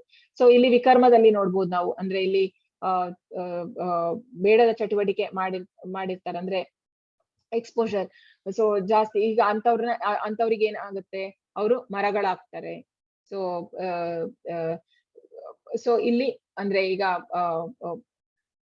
ಪ್ರಾಣಿ ಅಂದ್ರೆ ಮಾಂಸಾಹಾರಿ ಸೇವನೆ ಜಾಸ್ತಿ ಮಾಡಿದ್ರೆ ಆಗೇನಾಗುತ್ತೆ, ಅವರಿಗೆ ಅದಕ್ಕೆ ಸರಿಯಾದ ಸೂಟಬಲ್ ದೇಹ ಕೊಡ್ತಾನೆ ಕೃಷ್ಣ. ಅಂತ ಹೇಳಿದ್ರೆ ಅವರಿಗೆ ಯಾಕೆ ಹ್ಯೂಮನ್ ಬಾಡಿ ಅಗತ್ಯ ಇಲ್ಲ ಅಂದ್ರೆ, ಅವರಿಗೆ ನೀನು ಹುಲಿಯಾಗಿ ಹುಟ್ಟಿದ್ರೆ ಡೈರೆಕ್ಟ್ ಆಗಿ ಹಾಗೆ ಬೇಟೆ ಮಾಡಿ ತಿನ್ಬೋದಲ್ಲ ಪ್ರಾಣಿಗಳನ್ನ, ಅದಕ್ಕೆ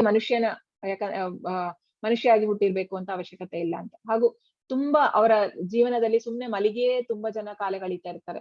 ಸೊ ಹಾಗೆ ಮಲಗಿದ್ರೆ ಏನಾಗುತ್ತೆ, ನಾವು ಈ ತರ ಯಾವ್ದಾದ್ರು ತುಂಬಾ ಮಲಗುವಂತ ಪ್ರಾಣಿಯಾಗಿ ಹುಡ್ತೀವಿ. ಅಂದ್ರೆ ಇಲ್ಲಿ ಪೋಲಾರ್ ಬೇರ್ ನೋಡ್ಬೋದು. ಸೊ ಹಾಗೂ ಇಲ್ಲಿ ತಿನ್ನೋದ್ರಲ್ಲಿ ಏನೋ ಒಂದು ವ್ಯತ್ಯಾಸ ಇಲ್ಲದೆ ಒಳ್ಳೇದನ್ನು ತಿನ್ನುವಂಥದ್ದು ಹಾಗೂ ಕೆಟ್ಟದನ್ನು ಬೈಫರ್ಕೇಶನ್ ಇಲ್ಲದೆ ತಿಂತಾ ಇರ್ತಾರೆ, ಏನು ಸಿಕ್ಕಿದ್ರೆ ಅದನ್ನ ತಿಂತಾ ಇರೋವಂಥದ್ದು. ಸೊ ಹಾಗೆ ತಿಂದ್ರೆ ಏನಾಗ್ತೀವಿ ಅಂದ್ರೆ ನಾವು ಹಂದಿ ಆಗ್ತೀವಿ. ಸೊ ಹೀಗೆ ಅದನ್ನ ಇಲ್ಲಿ ಕೃಷ್ಣ ಕೊಟ್ಟಿರುವಂತದ್ದು. ಸೊ ಇದು ತುಂಬಾ ಅಂದ್ರೆ ಕಷ್ಟ ಇದೆ ಇದು ಅರ್ಥ ಮಾಡ್ಕೊಳ್ಳುವಂಥದ್ದು, ಬಟ್ ಇದರ ಸಾರಾಂಶ ಅದೇ. ಸೊ ಅಕರ್ಮ ಅಂತ ಹೇಳಿದ್ರೆ ಇವರು ನಾರದ ಮುನಿಗಳನ್ನ ನಾವು ನೆನೆಸ್ಕೋಬಹುದು. ಅಂದ್ರೆ ಅವರು 3 ಲೋಕಗಳಲ್ಲಿಯೂ ಕೃಷ್ಣನನ್ನ ಗ್ಲೋರಿಫೈ ಮಾಡುವಂತದ್ದು. ಅಂದ್ರೆ ಅವರು ಯಾವಾಗ್ಲೂ ದೇವರ ಎಲ್ಲಿ ಹೋದ್ರು ಎಲ್ರಿಗೂ ಕೃಷ್ಣ ಪ್ರಜ್ಞೆ ಕೊಡುವಂತದ್ದು. ಪ್ರಹ್ಲಾದ್ ಮಹಾರಾಜನನ್ನು ಅಂದ್ರೆ ಅವ್ರು ಯಾರ್ಯಾರನ್ನ ಮೀಟ್ ಆಗ್ತಾರೆ ನಾರದ ಮುನಿಗಳು ಅವರನ್ನ ಭಕ್ತರ ಮಾಡ್ತಾರೆ. ನವಯೋಗೇಂದ್ರರು ಅವರನ್ನು ಹಾಗೂ ಎಲ್ಲರನ್ನು ಅಂದ್ರೆ ಯಕ್ಷನ ಮಕ್ಕಳನ್ನ 10,000 ಮಕ್ಕಳನ್ನ ಅವರು ಭಕ್ತರು ಮಾಡ್ತಾರೆ. ಅಂದ್ರೆ ಅದು ಅಕರ್ಮ, ದೇವರ ಕಾರ್ಯದಲ್ಲೇ ತೊಡಗಿರುವಂತದ್ದು. ತದ್ವಿದ್ಧಿ ಪ್ರಣಿಪಾತೇನ ಪರಿಪ್ರಶ್ನೇನ ಸೇವೆಯ ಉಪದೇಶಂತಿ ತೇ ಜ್ಞಾನಂ ಜ್ಞಾನಿನ ತತ್ವದರ್ಶಿನಃ. ಗುರುವಿನ ಬಳಿಗೆ ಹೋಗಿ ಸತ್ಯವನ್ನು ತಿಳಿದುಕೊಳ್ಳಲು ಪ್ರಯತ್ನಿಸು, ನಮ್ರನಾಗಿ ಅವರಿಗೆ ಪ್ರಶ್ನೆ ಮಾಡು ಮತ್ತು ಅವರಿಗೆ ಸೇವೆ ಮಾಡು. ಆತ್ಮ ಸಾಕ್ಷಾತ್ಕಾರ ಪಡೆದ ವ್ಯಕ್ತಿಗಳು ಸತ್ಯವನ್ನು ಕಂಡಿದ್ದಾರೆ, ಆದುದರಿಂದ ಅವರು ನಿನಗೆ ಜ್ಞಾನೋಪದೇಶ ಮಾಡಬಲ್ಲರು. ಸೊ ನಾವು ಭಗವಂತ ಬೇರೆ ಅಲ್ಲ, ಗುರುಗಳು ಬೇರೆ ಅಲ್ಲ.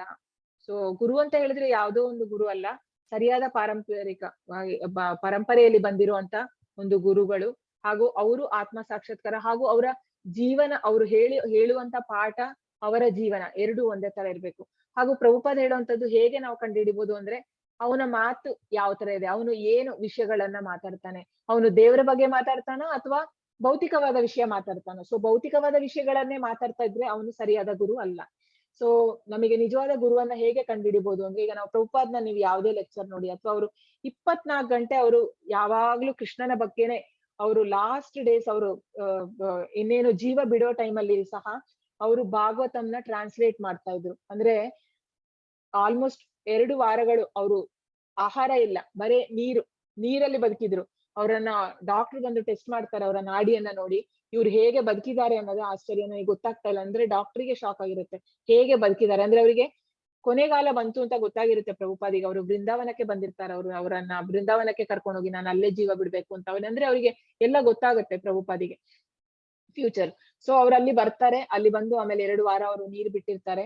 ಸೊ ಆದ್ರೂ ಸಹ ಅವ್ರು ಲಾಸ್ಟ್ ಮಿನಿಟ್ ವರೆಗೆ, ಲಾಸ್ಟ್ ಸೆಕೆಂಡ್ ವರೆಗೆ ಅವ್ರದ್ದು ಲಾಸ್ಟ್ ವರ್ಡ್ಸ್ ಪ್ರಭುಪಾದೇನು ಅಂದ್ರೆ, everything moves in as per the will of Krishna, ಅಂದ್ರೆ ಎಲ್ಲ ನಡೆಯುವಂತದ್ದು ಕೃಷ್ಣನ ಒಂದು ಇಚ್ಛೆಯ ಪ್ರಕಾರ ಅಂತ. ಅದು ಲಾಸ್ಟ್ ವರ್ಡ್ ಅವ್ರು ಹೇಳಿ ಅದನ್ನ ತಿಳ್ಕೊಳ್ತಾರೆ ಪ್ರಭುಪಾದ್. ಅಂದ್ರೆ ಅಷ್ಟು ಒಂದು ಕೃಷ್ಣ ಕೃಷ್ಣ ಕೃಷ್ಣ ಅಂತ.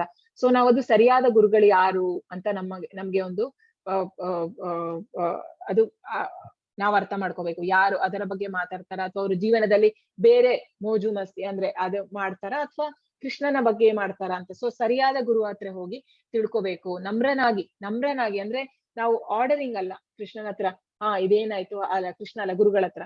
ಸೊ ನಮ್ರನಾಗಿ ವಿನಯದಿಂದ, ಹಾಗೂ ಏನೇ ಹೇಳಿದ್ರು ನಾವು ತಗ್ಗಿ ಬಗ್ಗಿ ಅಂದ್ರೆ ಗುರುಗಳ ಹತ್ರ ತಿಳ್ಕೊಬೇಕು. ಮತ್ತೆ ಸಾಕ್ಷಾತ್ ದರಿದ್ರೇನ ಸಮಸ್ತ ಶಾಸ್ತ್ರೀಯರಂತೆ, ಅಂದ್ರೆ ಎಲ್ಲಾ ಶಾಸ್ತ್ರಗಳಲ್ಲಿ ಹೇಳಿರುವಂತದ್ದೇನು ಅಂದ್ರೆ ಗುರುಗಳು ಕೃಷ್ಣನ ಒಂದು ರೆಪ್ರೆಸೆಂಟೇಟಿವ್ ಅಂತ ಹೇಳಿ. ಸೊ ಹಾಗಾಗಿ ನಾವು ಅಂತ ಗುರುಗಳನ್ನ ನಾವು ಗುರು ಅಂತ ಸ್ವೀಕಾರ ಮಾಡ್ಬೇಕು. ಹಾಗೂ ಈಗ ಕೃಷ್ಣ ಸಹ ಗುರುಗಳ ಹತ್ರ ಹೋಗಿದ್ದ, ಯಾಕೆ? ನಮಗೆ ಒಂದು ಮಾರ್ಗದರ್ಶನ ಆಗ್ಲಿ ಅಂತ. ಅಂದ್ರೆ ಒಬ್ಬ ಗುರುಗಳ ಬೇಕೇ ಬೇಕು ನಮಗೆ ಆಧ್ಯಾತ್ಮಿಕ ಜೀವನದಲ್ಲಿ ಮುಂದೆ ಹೋಗ್ಬೇಕಿದ್ರೆ ಗುರುಗಳು ಬೇಕು ಅಂತ ಹೇಳಿ ತೋರ್ಸೋದಕ್ಕೋಸ್ಕರ ಕೃಷ್ಣ ಕೂಡ ಗುರುಗಳ ಹತ್ರ ಹೋಗಿದ್ದ. ಇದು ಸಾಂದೀಪನಿ ಮುನಿ, ಕೃಷ್ಣ ಹಾಗೂ ಬಲರಾಮ್. ಸೊ ಓಕೆ, ಒಂದು ವಿಡಿಯೋ ನೋಡೋಣ ಪ್ರಭುಪಾದ್ದು, ಹೌ ಟು ಸಿ ಗಾಡ್ ಅಂತ ಹೇಳಿ.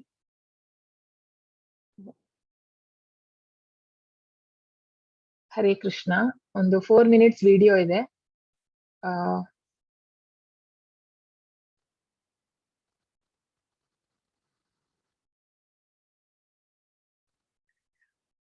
ಹರೇ ಕೃಷ್ಣ.